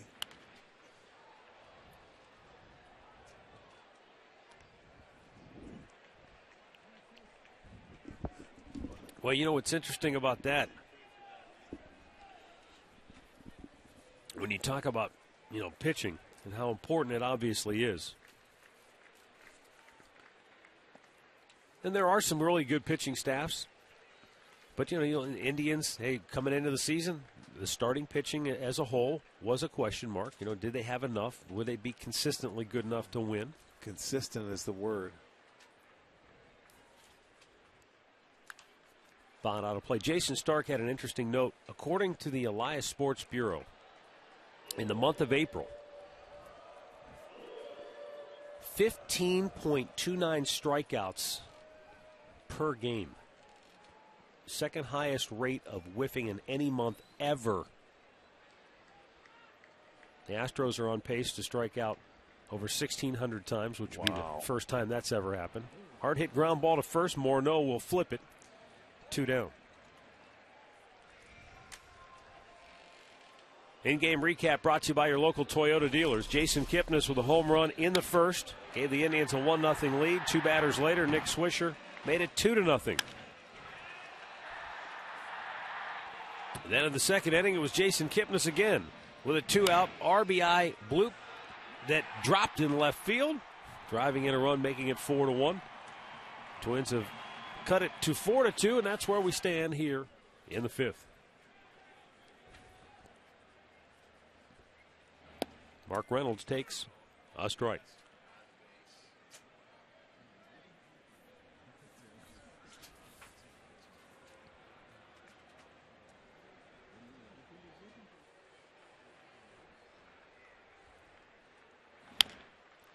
Grounded foul, third base side. Our buddy Matt Karlovic that works in the elevator here, he gave me a little note. He wanted to wish his mom a happy birthday. Pat Karlovic from Warren, Ohio.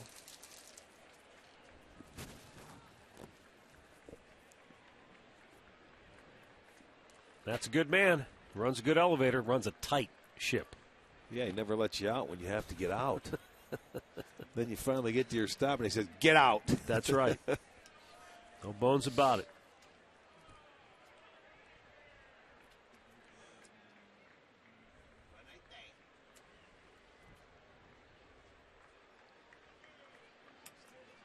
The 1-2. Ooh, in and out of the glove. Maurer couldn't hold it. Okay, stay alive. That's a break.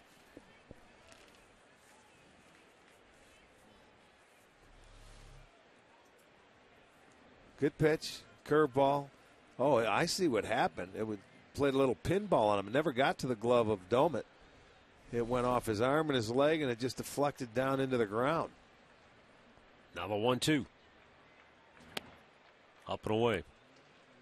All that talk about strikeouts, and here's Mark Reynolds, who 3 straight years struck out 200 or more times. And 3 years ago in Baltimore, just under 200. Last year down to 159. This year on pace to strike out about that same number of times. So he's been able to cut down his total number of strikeouts. And, you know, for a guy like him with the power he has, obviously the more balls he puts in play, you're going to have a chance to do some more damage. But he's a good, when he puts the ball in play, he's not hitting dying quails. He'll hit the ball hard somewhere. From what I've seen, he's learned. He's progressed. I mean, he's had to live with the strikeout and people, you know, talking about swinging and missing.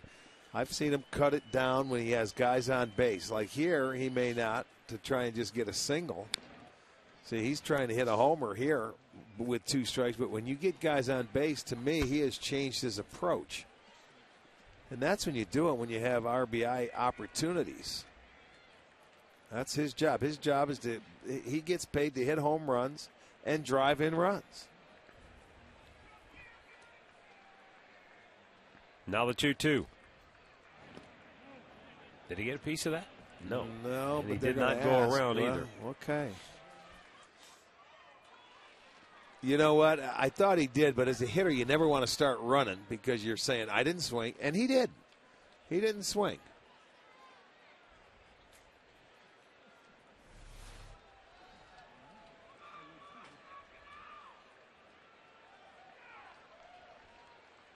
You know, the power hitter and the strikeout's been around a long, long time. The guys that hit it out of the ballpark, they're prone to striking out.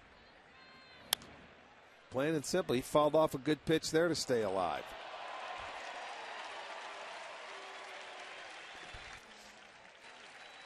This pitch is on the outside or a ball with away. And there's the pitch. See, that's staying on it. That's staying alive to me. That's falling off a very good pitch. 10th pitch of the at-bat. And he slugs it to center field for a base hit. Great at-bat, folks. I'm going to tell you. Power hitter or not, he earned that single. And there's a great example in one at-bat of what we were just talking about. He really did. He expanded his zone. That's a ball. But you don't know. It's maybe too close to take. But you know what? He gives in, he puts it in play, and he gets a base hit. Great at bat by Mark Reynolds. And he keeps the inning alive for another good hitter, Carlos Santana, as Reynolds extends his hitting streak to 6 games. Anthony Swarzak has gotten up in the Twins bullpen for the 2nd time today. Correa is 3 shy of 100 pitches on the day. Yeah, I think any way you slice it, this is going to be his shortest start of the year. They're going to try and get him through this inning, and that would be it, I would think. Santana takes, that's low, 2-0.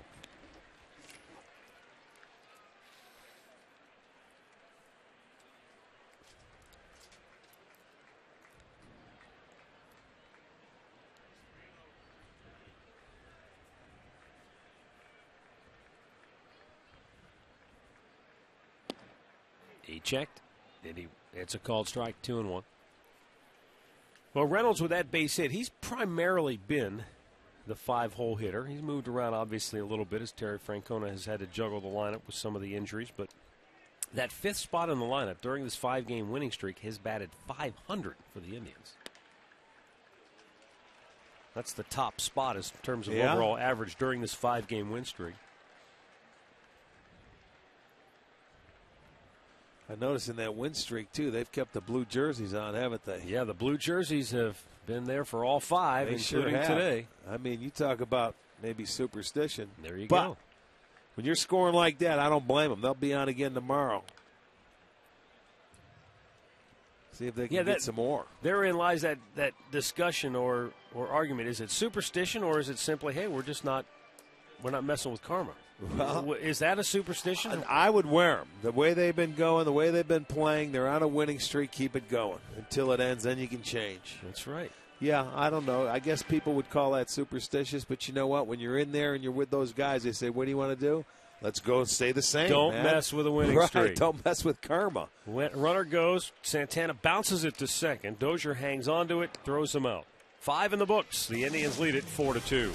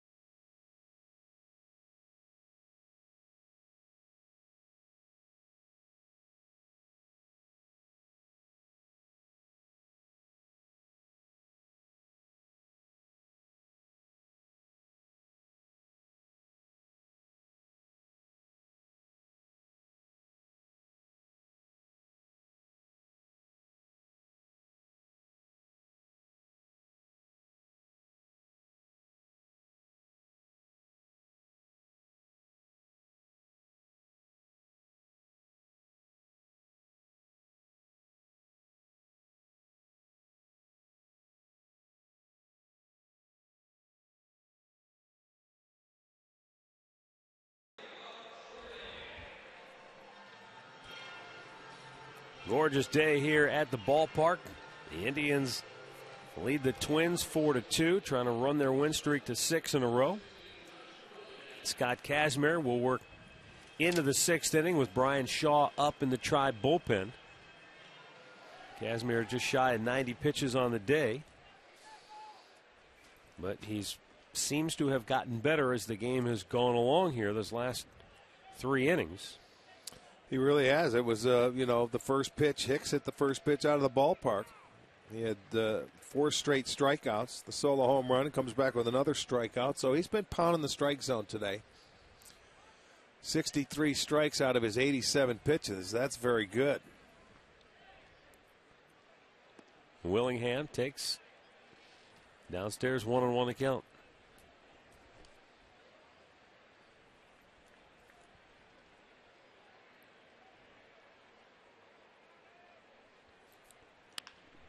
Hard ground ball. Backhanded at third by Chisenhall. Throws him out, 1 away. Hard hit ball, but Lonnie says, no, not today.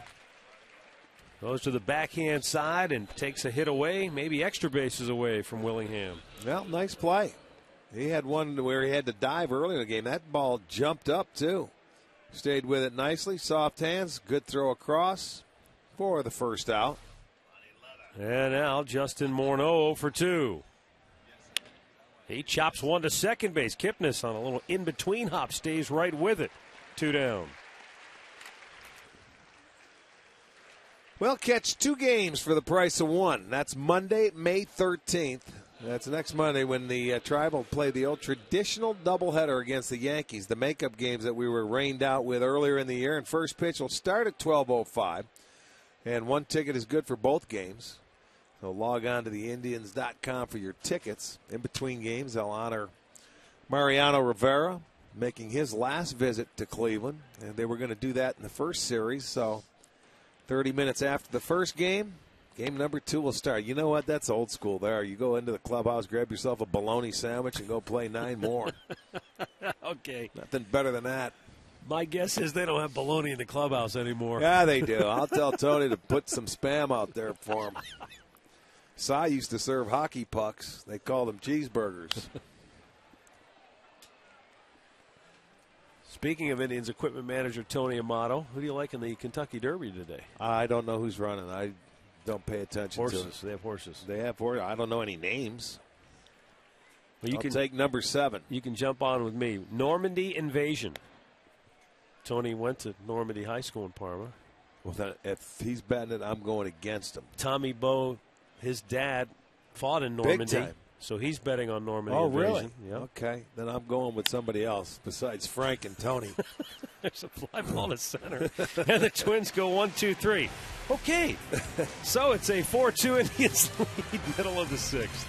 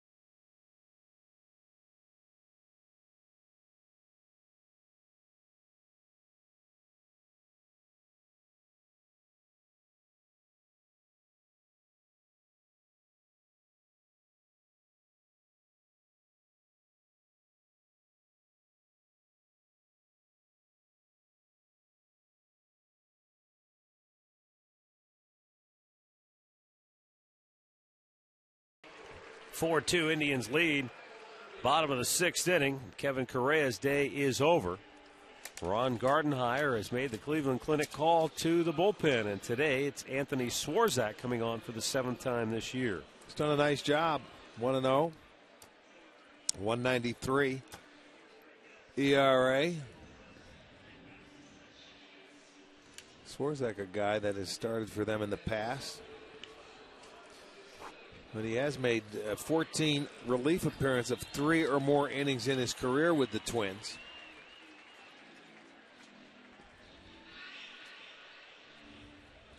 So the shortest start for the year for Kevin Correa goes 5 innings.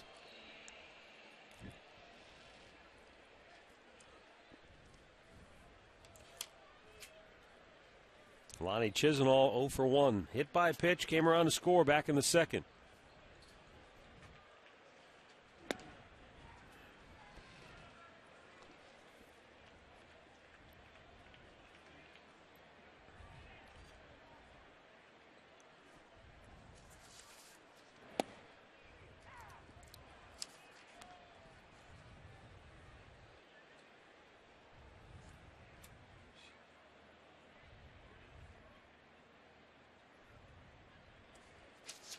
Down on the dirty, swung at it. And a 1-ball, 2-strike count.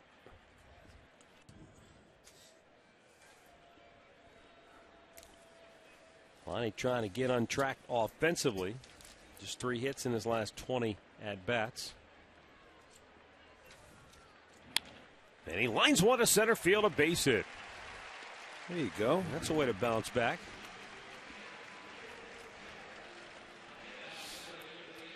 Well, Drew Stubbs 0 for 2 today, but he's been on a pretty good tear of late. With more on that, here's Katie.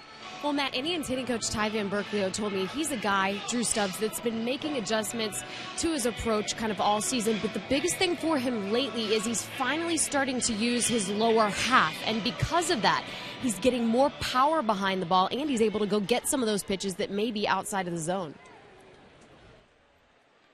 Well, one of the big things they worked on with Drew Stubbs early, going back to spring training, was he had the high leg kick. So kind of eliminating the high leg kick and going to more of a toe tap approach. Right. The hitting is obviously all about timing, and whether or not that's been a big factor or if it's just a cumulative effect of, he said there's a lot of little things that we've tried to tweak mechanically. It takes a while. When you're going from one style that you have for your timing mechanism to get to the ball to go to another one, it's all comfort, it's all confidence, it's all something where by the time you get in that batter's box, you can't think about it. It's just reactionary.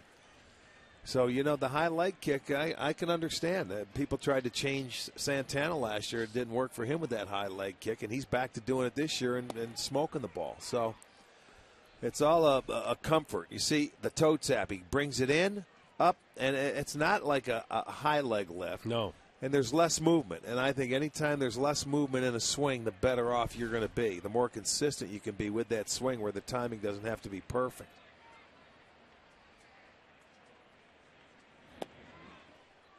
Yeah, he did. Oh, caught a break. It looked like it from our angle. 1-2 the count. There's the side view. Let's see. Yeah, I'd say he did. But they say he didn't, and they count. I don't. Fastball shot for the outside corner and missed. Almost like a quick pitch there, yeah, wasn't sure it? did. I mean, he came set, and then all of a sudden, boy, he went at you. He rushed, so it almost looked like he tried to quick pitch him. You don't have to stop for long, but you just have to have to pause, yes. But, I mean, he tried to sneak the fastball by him, and he really went in a hurry. A little bit low, full count, came to the off-speed pitch that time.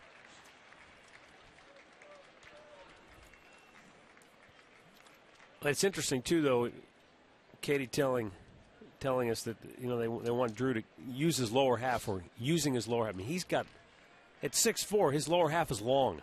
There's a lot of lower half there for him. Yeah.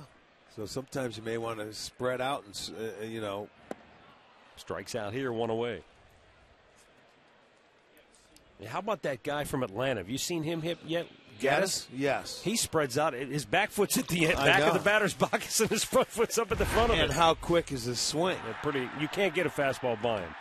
As promised earlier, it's Miller time, brought to you by Miller Lite. How about the fans making some great catches today? They're out in full force. Home run balls, foul balls.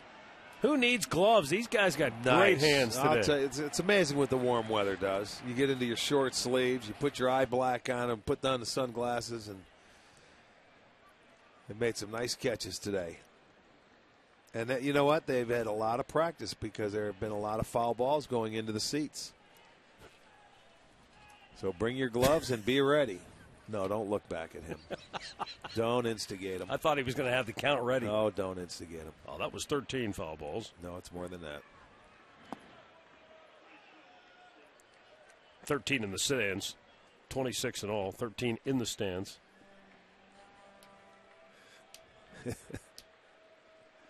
Ezequiel Carrero, base hit in his first at bat back in an Indians uniform. Came around to score in that second inning.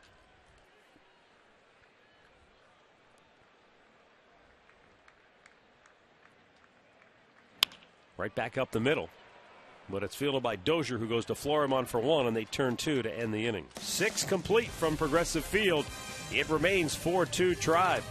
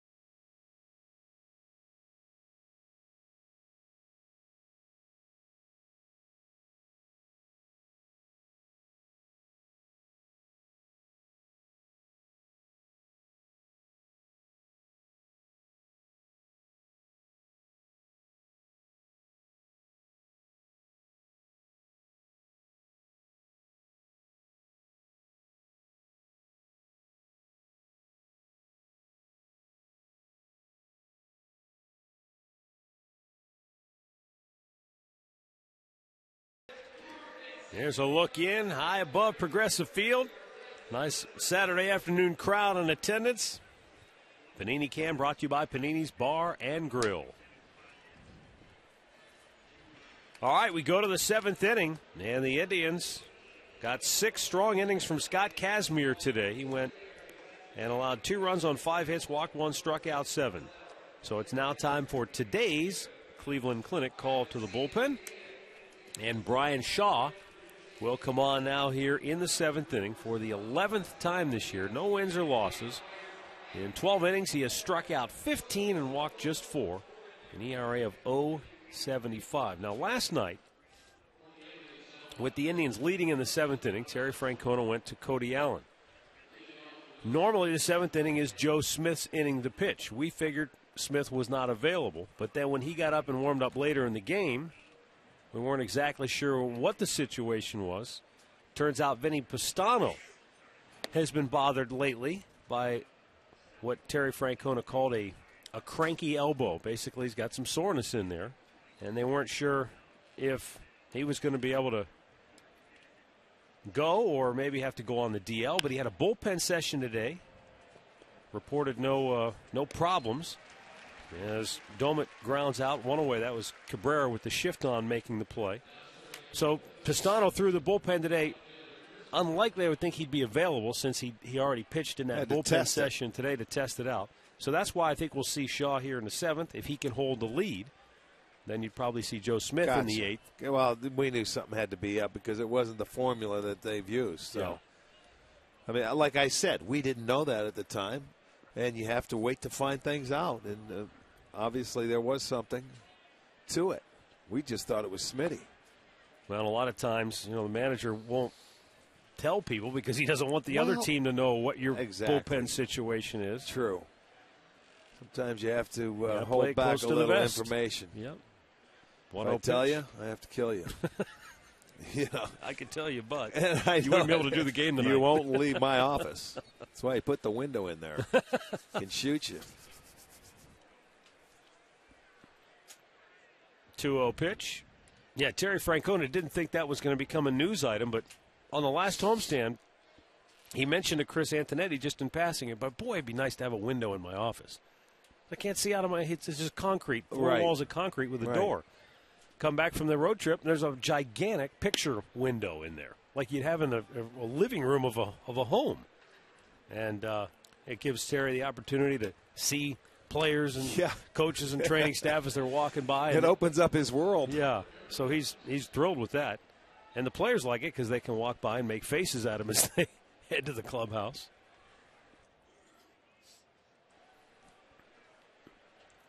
Terry likes to be around the players. He likes to interact, but he also knows, Rick, is from all your years in the game, there's a line. The manager can't be in the clubhouse too much. I mean, that's part of the unwritten rule, the code. The pitch now is Aaron Hicks it's down low. Well, old school managers like the players to patrol their own clubhouse. You know what I mean? Players will take care of it, but every once in a while you have to be in there. You have to do certain things to take care of situations, but you also want to be aware of what's going on too. Hicks takes, that's a strike. Now Hicks homered his last time up. He sent a laser out of here to left field.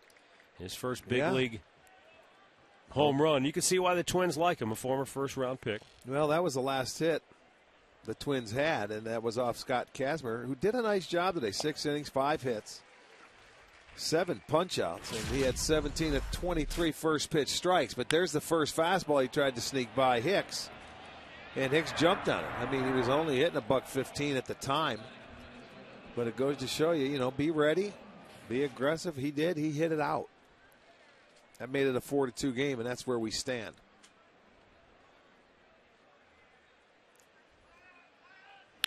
Ripped foul, first base side. I've just been told that the White Sox made an official announcement. The game that the Indians had rained out on that last road trip in Chicago will now be made up as part of a traditional doubleheader on Friday, June the 28th. It'll start at 5 o'clock Eastern Time And just a straight-up doubleheader between the Indians and the White Sox in Chicago. Hicks out in front, goes down swinging. 2 down in the inning. Good pitching by Brian Shaw. Nice breaking ball down. Good slider by Shaw. Gets the strikeout. Out number 2.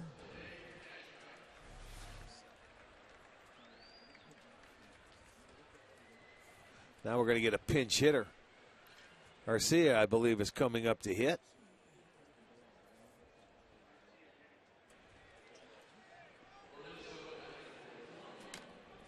Oswaldo Arcia, who we saw last night, got a first-hand look for the first time, and he does not get cheated. He turns it loose. Yes, he does. He swings it.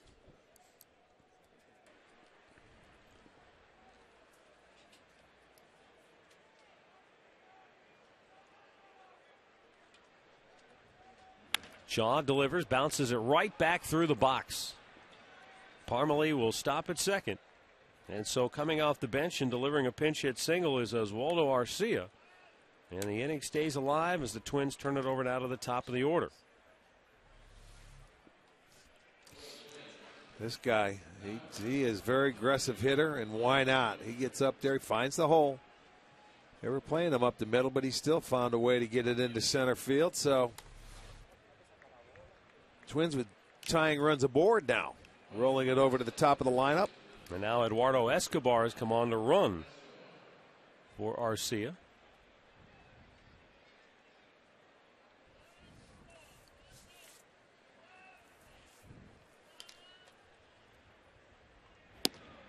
Brian Dozier takes a strike. He is 0 for 3 today.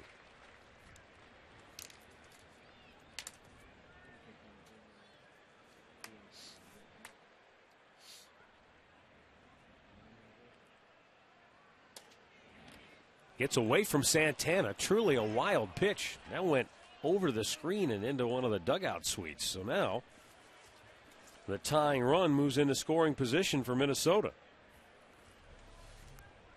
Yeah. Breaking ball. Santana moved his body over there. Just deflected. It goes all the way into the seat. So now the tying runs get into scoring position with 2 outs.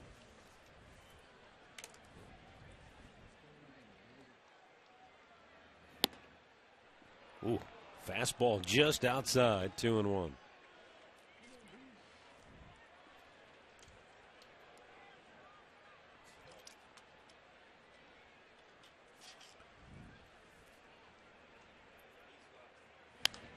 Popped out of play, 2-2.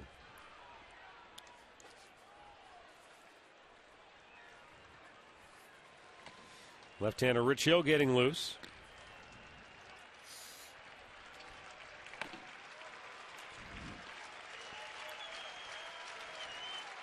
Second and third, 2 down. Indians leading it 4-2 here in the 7th inning. Brian Shaw comes set. A little bit outside, full count.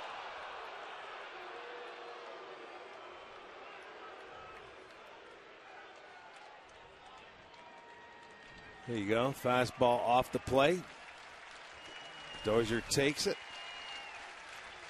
And the 3-2 is hit high in the air, left field, over, near the line. Brantley has room, makes the catch, and the inning is over. So Brian Shaw works a scoreless 7th, and the Indians stay in front 4-2. And it's time for the 7th inning stretch. Brought to you by Spitzer Auto World. Life is hard. Buying a car shouldn't be.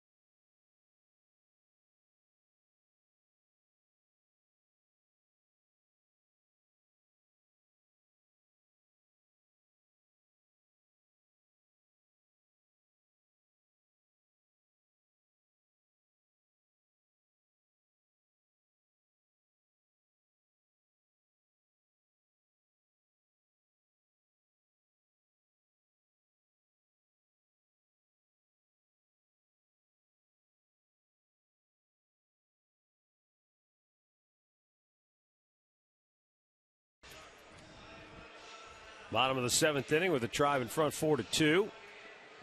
Top of the order due up for the Indians. Eduardo Escobar, who pinch ran in the top half of the inning, stays in the ball game, taking over for Pedro Florimon at shortstop. Michael Brantley 1 for 3 with an RBI. Came back in the 2nd inning, and it was a 2-out run-scoring hit.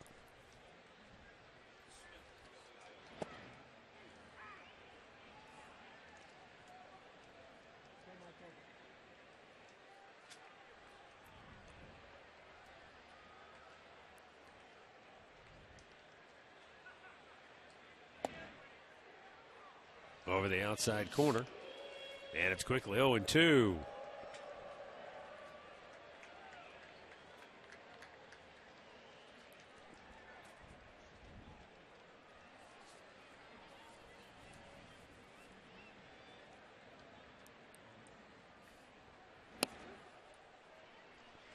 Missed inside with it. There's Joe Smith getting loose. He'll be coming on in the 8th.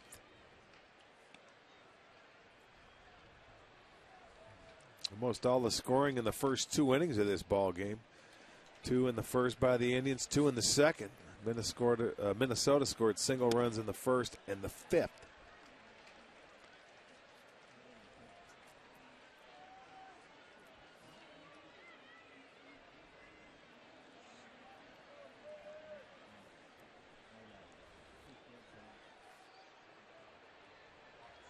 The 2-2 delivery is in the dirt, full count.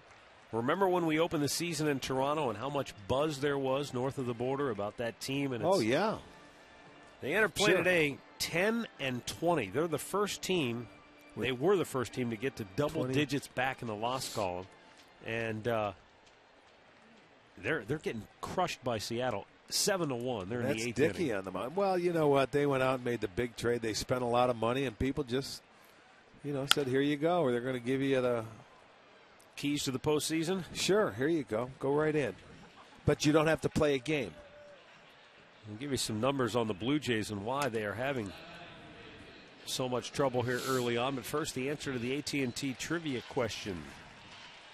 3 Indians players, 8 ribbies in a game. Well, Chris James did it on this date.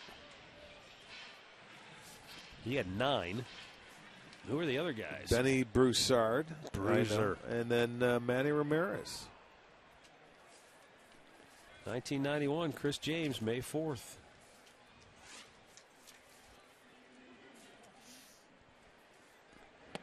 Well, for all the moves that Toronto made in the offseason, and you can't fault them for the trades and the moves they made. I mean, they were trying to make their club better, and it appeared that they had in terms of on paper. Well, I'm but sure so they far, did. listen to this, so far. They're next to last in the league in on-base percentage. Okay. They're 28th in ERA. And they're second to last in the league in errors. I mean, it's coming from everywhere. Well, not a pretty sight. And remember, Reyes is still out of that, although that's just one player. Yep. I mean, he can't pitch, but he sets that offense up, and they finally got their third baseman back. But, doesn't always work when you. No, it doesn't. You still, the chemistry has to be there. They brought John Gibbons, a manager, back for the second time, and it takes a while, and they're in the American League East, which is still not a slouch of a division. No, in fact, that might be the biggest surprise. The fact that Boston is 20-9 and the Yankees are 17-11, because most people figured those two teams are going to struggle this year. I know it. And Baltimore is still a good club. And Tampa goes out there, and they can pitch. They're 13-15, so they're still.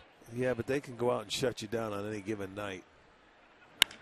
Jason Kipnis hits one high in the air, deep left center. Back is Willingham on the track at the wall. It's off the wall. Kipnis around second, on his way to third, and he'll go in standing with a triple. His second triple in as many games. And the Indians have a runner at third with one out here in the 7th inning as Kipnis has his 3rd hit in the ball game. Tell you, that ball carried better than I thought. He hit it to left center field. I don't know if he felt that ball was going to be off the wall, but I don't think it went off the wall. I think Hicks went over. He had a chance. He jumped up thinking it was going off the wall, and it went off his glove. Yeah, it sure did. By rights, that ball probably should have been caught because that wasn't one where he had to jump. He was fooled. And, you know, that kid had to go a long way. Again, you look at left field. Could Willingham have gotten over there to catch that ball? That is the question. But Hicks still should have caught it. Didn't have to jump. Now, got to get him home from third here as Drupal Cabrera 0 for 2 on the day. Takes a strike. You know, watch Hicks go back, and he's jumping up. Now, granted, it's tough because you're looking into the sun. But he didn't have to jump. He could have stayed right in stride and caught that ball. But advantage Indians and a bonus run if they can get one. Cabrera rips it down the right field line. Fair ball off the top of the fence. Kipnis scores into second with an RBI double as Drupal Cabrera 5-2 Cleveland.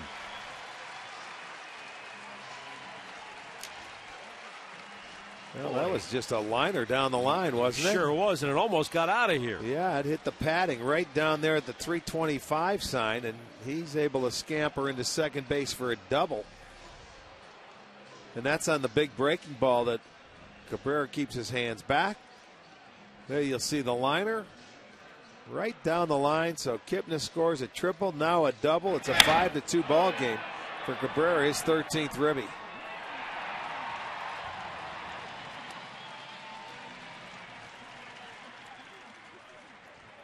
And now Nick Swisher 1 for 3. He homered back in the first inning.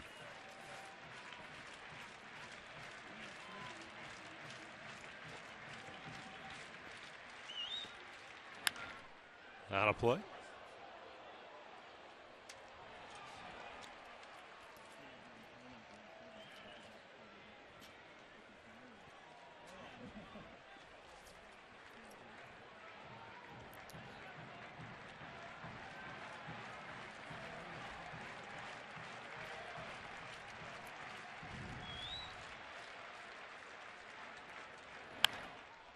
Popped straight up near home plate. Dome it in foul ground, makes the catch. And there are 2 down. Let's go back to the Hyundai Studios once again. Here's Al Pawlowski. Hey, man, let's go to New York. A's take it on the Yankees here in the 5th inning. Lyle Overbay launches a home run. New York with single runs in the 3rd, 5th, 6th, and 7th innings. Phil Hughes has made it stand up. He has a 4-hit shutout into the 8th inning. 4-0 Yankees in New York. Matt? All right, thanks, Al. You see activity in the Twins bullpen. Tribe getting to Anthony Swarzak here in the 7th. A triple and a double. And now Mark Reynolds 1 for 3 on the day.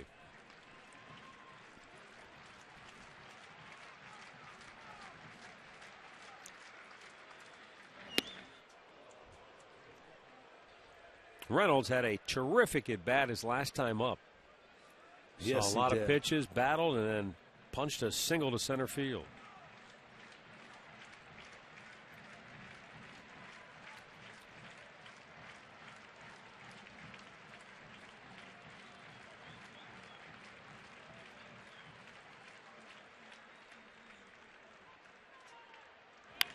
And he's got another base hit to center field. Cabrera's coming around third, going to be waved home. Hicks throw to the plate. He's safe. Reynolds with a 2-out RBI single to make it 6-2 Cleveland. Mark's 25th run batted in on the year. Staying in the middle part of the field, isn't he? He sure is. Back-to-back hits for him, going right back up the middle, and a nice job. Another 2-out RBI by the Indians. It's on the breaking ball. Reynolds stays back. And I like how he stayed back and just stayed right through it instead of, you know, sometimes that's a pitch. He speeds up your bat. You want to turn on it and kill it. He kept his bat through the hitting area for a long time. That scores Cabrera. That makes it a 6-2 game. They're into double-digit hits again. So in the 6-game streak, they have had 14, 4 times? They had 13 last night. They have 10 right now.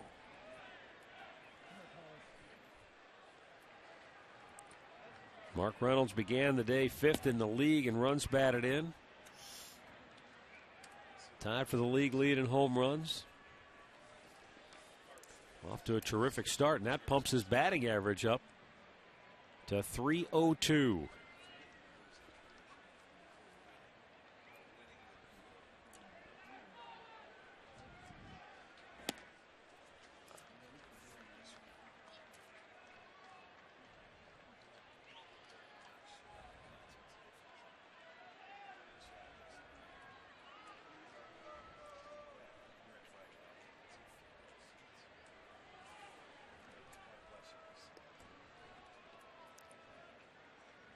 Santana swing and a miss. A ball and 2 strikes.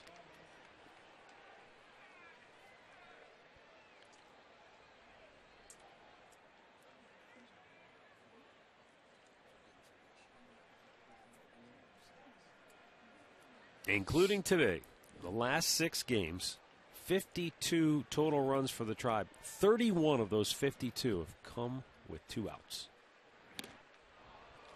Santana swings. And got a piece that's, of that. That doesn't happen often when you can score that much with 2 outs. I mean, that's a nice thing to have. It's tough to get used to because it doesn't last a long time, but they have really been on a nice roll. Again, it stems from getting an early lead, and it seems like they relax a lot more instead of trying to do too much to me offensively as a unit. Well, I just think it's a lineup that has the kind of talent where with 2 outs, anybody up and down here can strike. Well, they do. They have a tough lineup to pitch to. You've got some guys that can hit in there. Carlos shoots it foul the other way.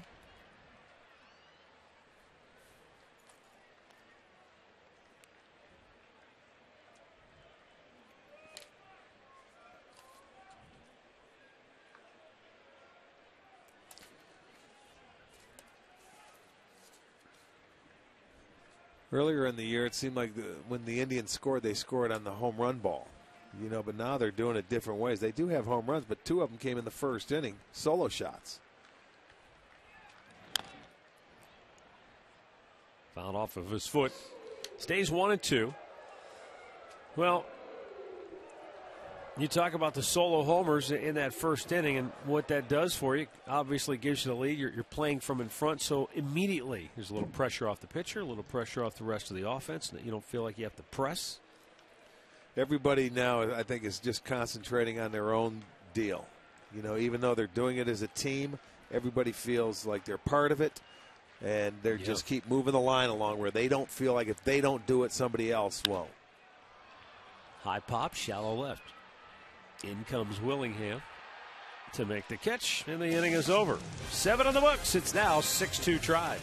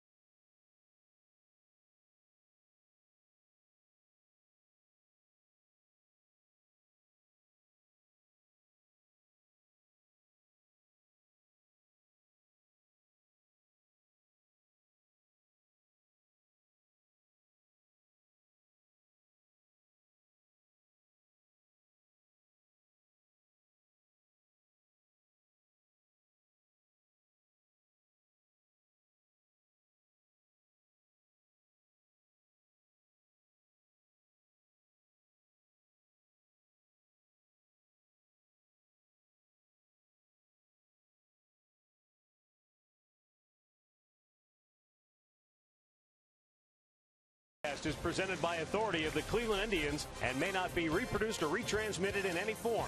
And the accounts and descriptions of this game may not be disseminated without the express written consent of the Cleveland Indians.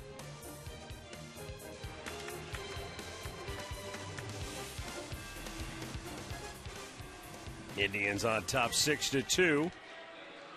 Moving now to the 8th inning. And Joe Smith coming on to pitch for the Tribe.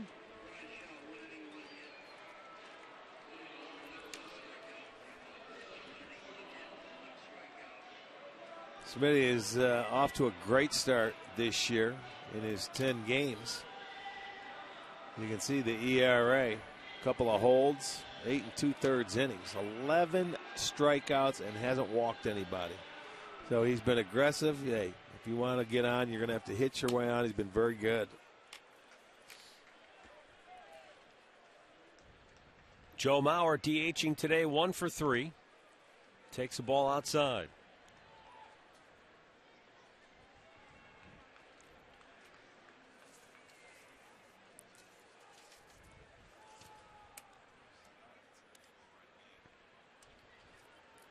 Two balls, no strikes.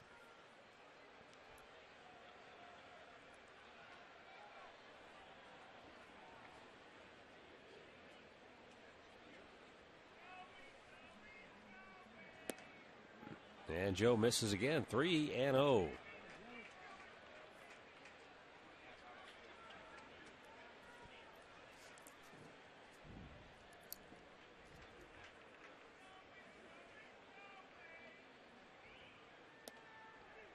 Shoots that one in there for a strike. Mauer, Willingham, and Morneau due up for the Twins here in the 8th.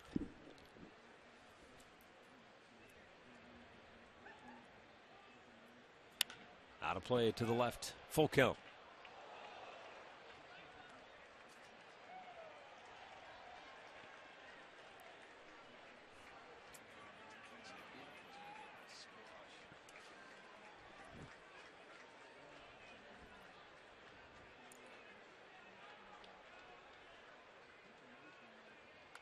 And again, Mauer just spoils it the other way. Well, he came back, though, to find the zone 3 straight times after falling behind 3-0. So he got back on track.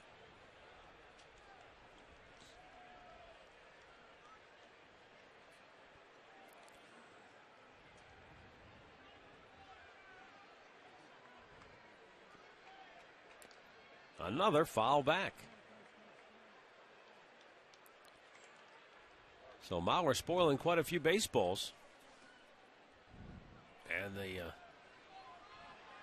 Twins have shot a lot of them into the crowd here today. That ball looked like got Santana in the fingers. Hit him in the wrong place of the glove where he had to take it off, and they were a little numb. Missed outside with it, ball 4. Twins get their leadoff man aboard. Let's revisit our keys to the game from earlier today. Getting Swisher back in the fold paid off nicely in the first inning when he went deep in his first at bat after missing 4 games. And the Indians were aggressive against Correa, taking advantage and knocking him out of the game for his shortest outing of the season, though to his credit, he stayed in there longer than it looked like he was going to initially. Yeah. They had the bullpen up in the second inning as the Tribe zeroed in on him, but he got out. He wriggled off the hook. Today you would say he battled through 5. Yeah. You know. And for Joe Smith, that was his first walk of the year. So home plate moving a little bit on him.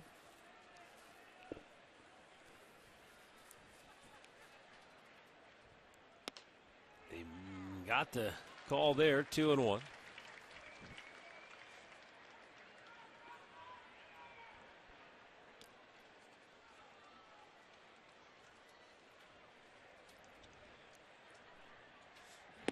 Good pitch. Yeah, now back to even at 2-2.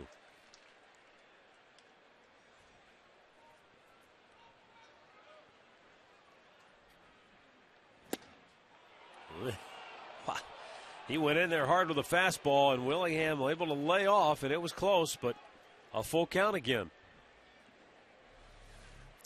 Well, you lay off that pitch because you can't hit it.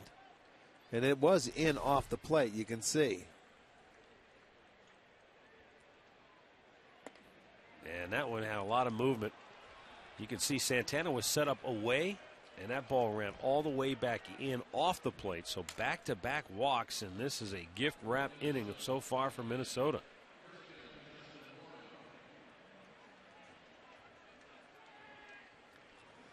So the next man up is Justin Morneau.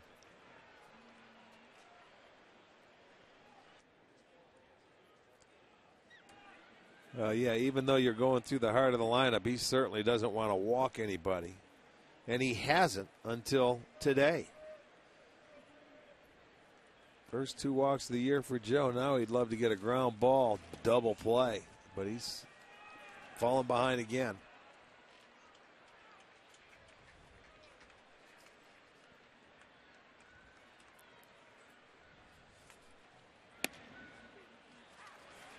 And there's a strike called to even the count at 1-1.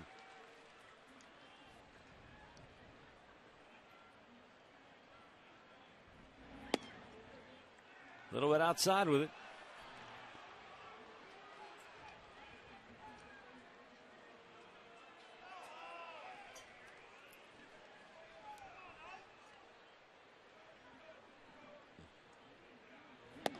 Ooh, 3 balls and a strike. He is getting in deep. And the Tribe's bullpen is about to spring into action, it looks like.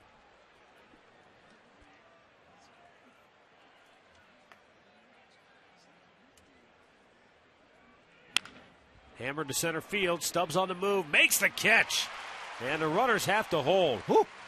Nice play by Drew Stubbs. You could tell that ball might have been knuckling on him a little bit, but he hung right with it. Well, for out number 1. Morneau smoked that ball. That's very lucky for Smith and the Indians. That ball right at Stubbs. He comes in, takes about 4 or 5 steps, and that ball was hit hard. It started to get down on him, but he makes the play, and they get the first out. So a very big out. They finally put a ball in play, and it goes for an out. Well, now that'll bring up Trevor Plouffe, who has 1 for 3 today. And there's a strike one. First hitter he's been ahead of today.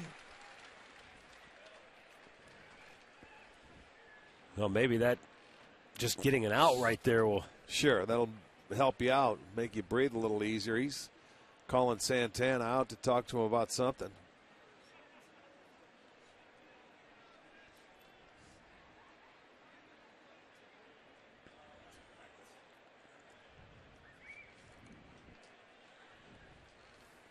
Mauer at second, Willingham at first. Trevor Plouffe, 1 for 3, doubled and scored back in the second inning. Homered in last night's game.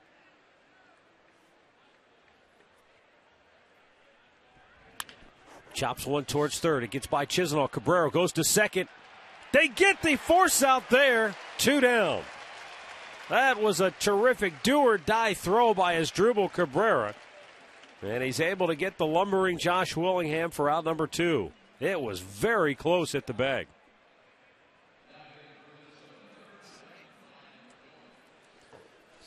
Boy, the only play that Cabrera had, he's going into the hole, and watch the throw over here right into Kipnis. It was bang, bang, and it did look like they had the ball right before Willingham's foot hit the base, and you could see they're sitting down there looking at it closely.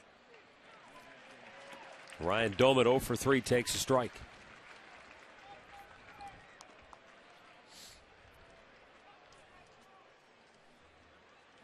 Swung out and missed 0-2.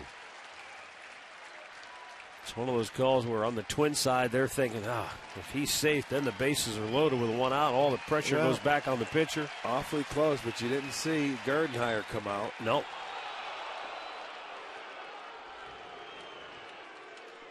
One and 2 the count, and he's not averse to going out there and chewing out an umpire. 1-2 pitch.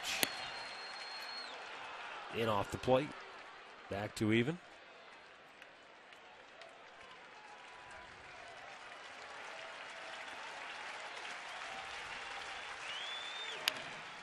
Sliced foul out of play.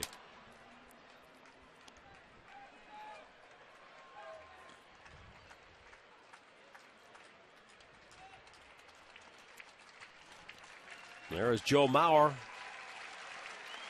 Trevor Plouffe at first. 2 down in the inning. Tribe up by 4. And the 2-2 delivery is ripped up the middle for an RBI hit. Mauer will score. Plouffe stops at second.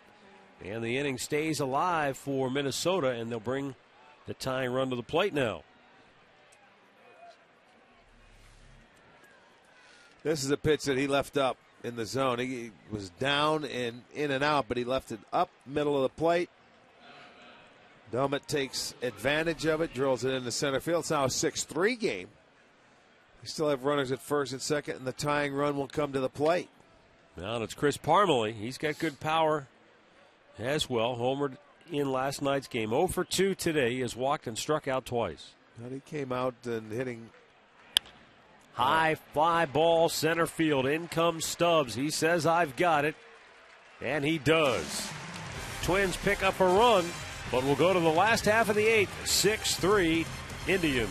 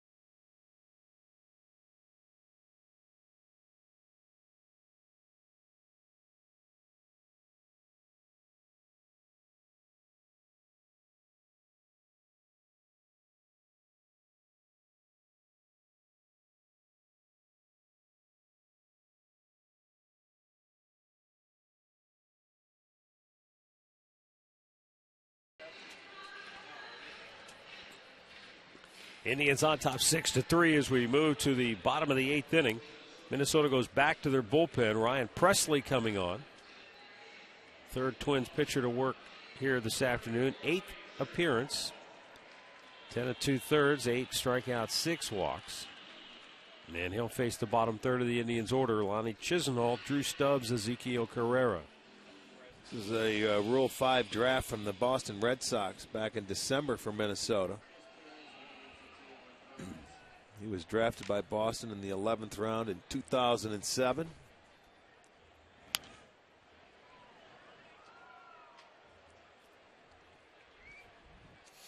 Lonnie Chisenhall 1 for 2 today. Hit by a pitch, scored back in the 2nd inning. Had a base hit to center field in the 6th.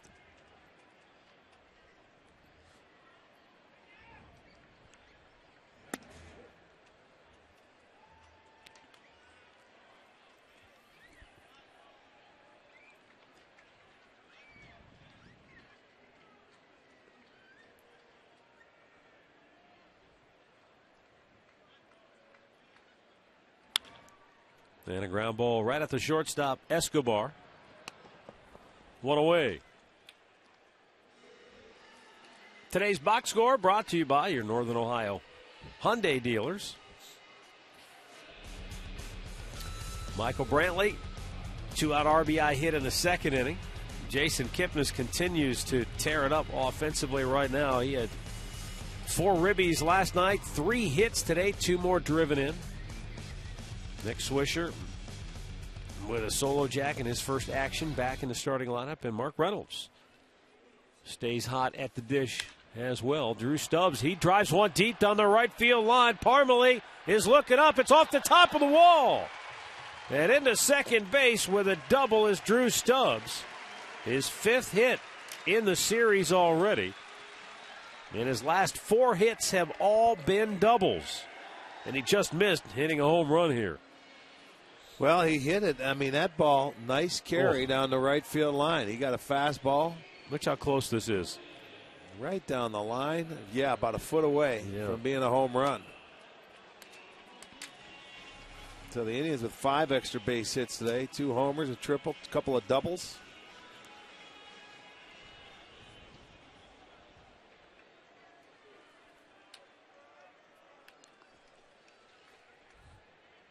Ezekiel Carrera.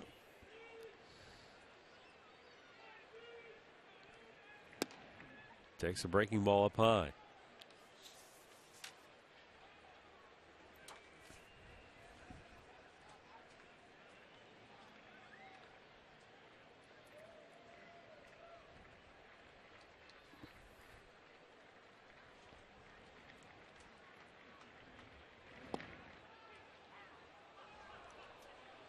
Carrera slapped a single through the left side of the infield back in the 2nd inning.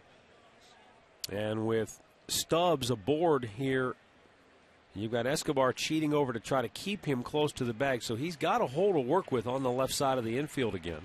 Oh, boy, he was going to time him. He looked back that 2nd time. That's why if you're a pitcher and you've got a good guy or a fast guy that can run, you've got to change your looks. He did look again that time, so it saved him a base. Carrera goes toward left center field. That's down for a base hit. Stubbs will score. And Carrera speeding into second base. Head first slide. He is out. He slid off the bag. But the Indians get a big run and now increase their lead to 7-3. Looked like he was safe and then came off the bag. Yep. Overslid. Went over the top of the bag. It was very good hustle on Carrera's part, but watch him come off at the end. He drives in the run. The run will count. Stubbs gives him 7 runs, and he's out of the box thinking 2. Hicks comes out, makes the throw. Carrera gets in there. He's safe originally. Now you're out as the foot comes off the base. Yeah, because he never occupied the base, he only gets credited for a single. Okay. If he occupies the base and then comes off, then he'd get the double. But because he never truly had possession of the bag, I guess is the best way to put it, it'll go in the books as an RBI single. But the key there is you get the run right back. Yes.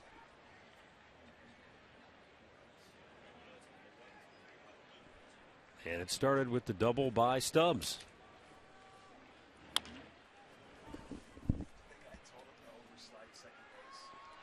Stay tuned after the ball game for Indians Live, brought to you by Conrad's Tire Express and Total Car Care. We'll have the highlights. Katie will have reaction from the clubhouse. Rick and I will have some final thoughts.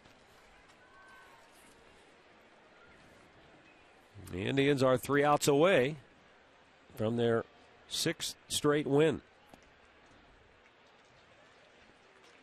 Last year, their longest win streak all season long was 4. Yeah, they did that, I think, 3 times.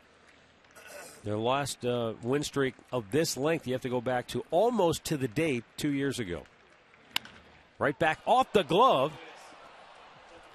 And a nice play by Dozier. He stayed right with it. Presley tipped it up in the air. Dozier stayed with it, and he throws to first to get him. But the Indians get a run back, and they lead at 7-3.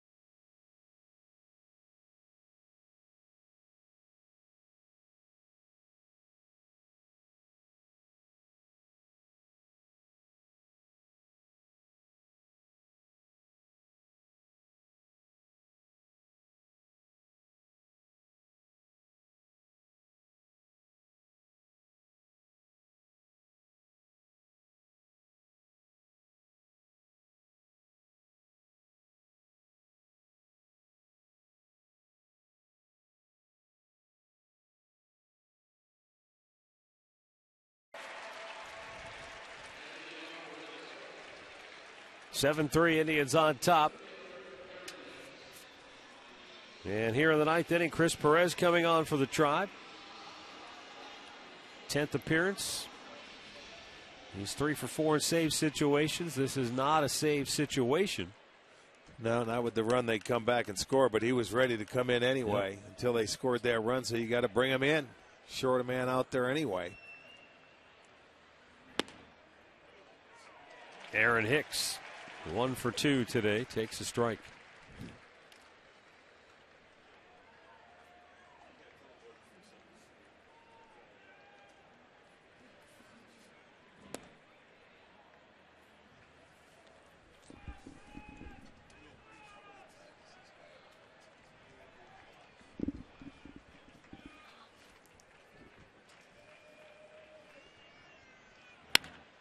Hard hit ground ball and 2 hops. It goes through Kipnis. And the Twins get their leadoff man aboard. Right through the wickets. Right, Adam Kipnis looked up and says, "Hey, my fault, man." And it is. It goes right through. He didn't stay down on it into right field.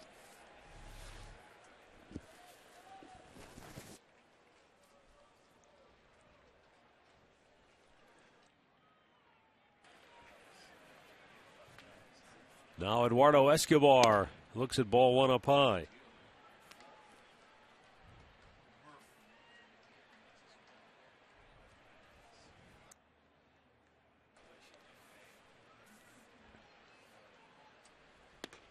It's up high, 2-0.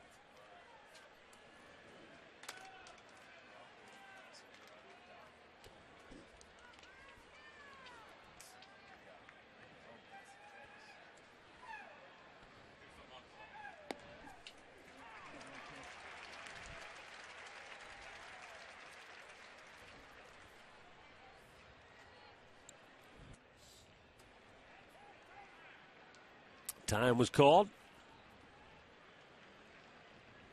2-1 count.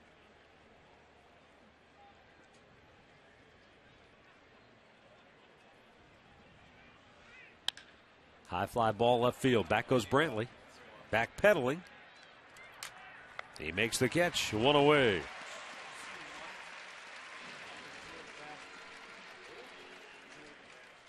Indians Live comes your way right after the ball game. Brought to you by Conrad's Tire Express and Total Car Care. Indians gunning for their 6th straight win, trying to make it 9 out of their last 12 and go above the 500 mark.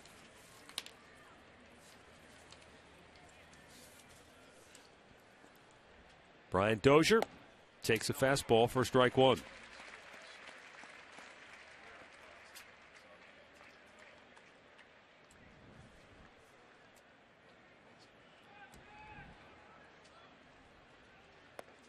The Indians have not been above 500 since they were 2-1. That's the last time they were above the break-even mark, when they lost the series finale in Toronto. Slicing, out of play.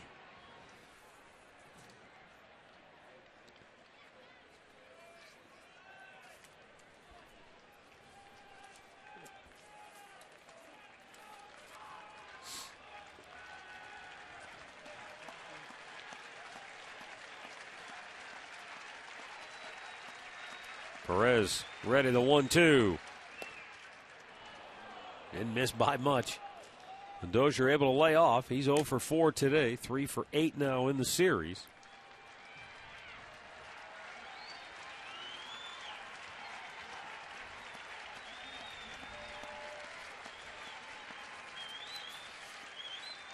The 2-2. Again, close. A little bit outside and a full count. Yeah, tried to get that comeback fastball over the corner of the plate, but just misses outside. He didn't go around, and it's ball 4. So now there are 2 on with 1 out.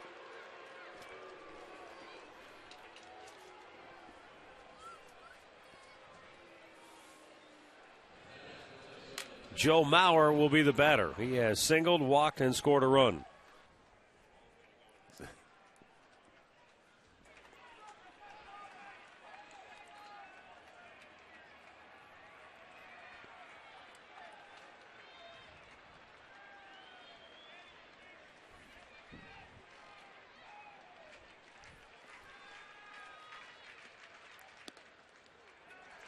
Strike called.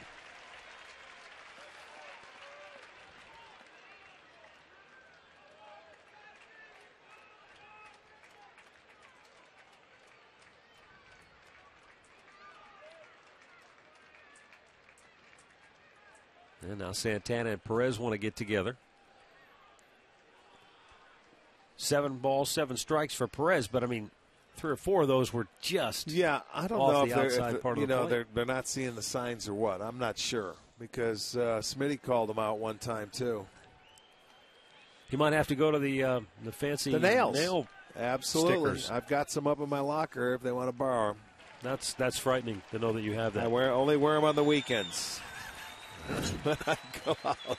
The 0-1 pitch. Mauer slicing one out of play. The glow-in-the-dark nails that you see a lot of catchers wearing now. I don't know if that's the problem, but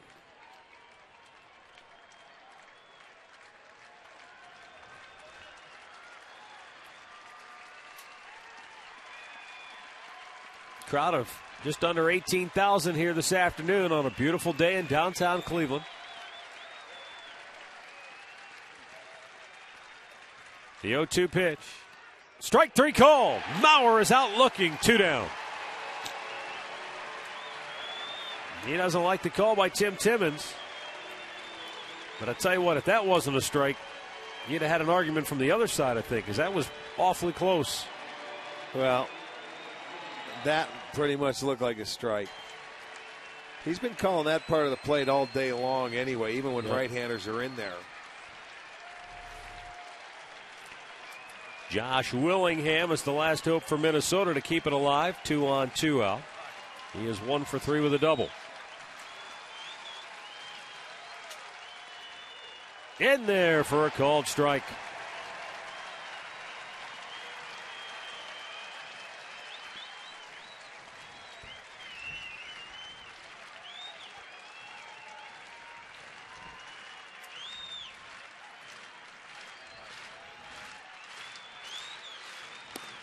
Outside with it, 1-1.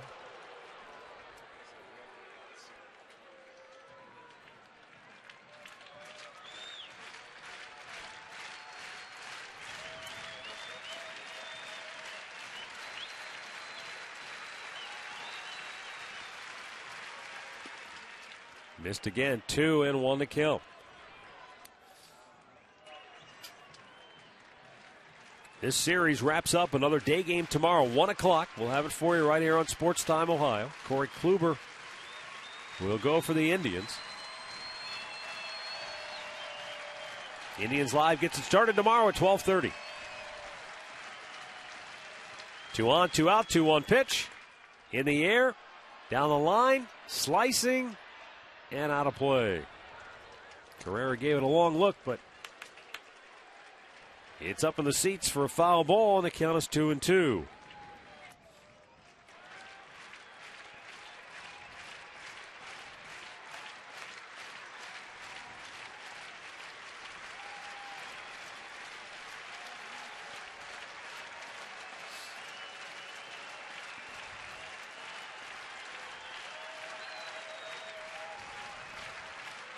The 2-2 pitch. Woo, awfully close.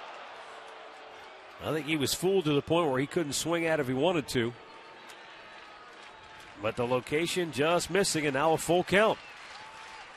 So everybody moves on the 3-2 pitch.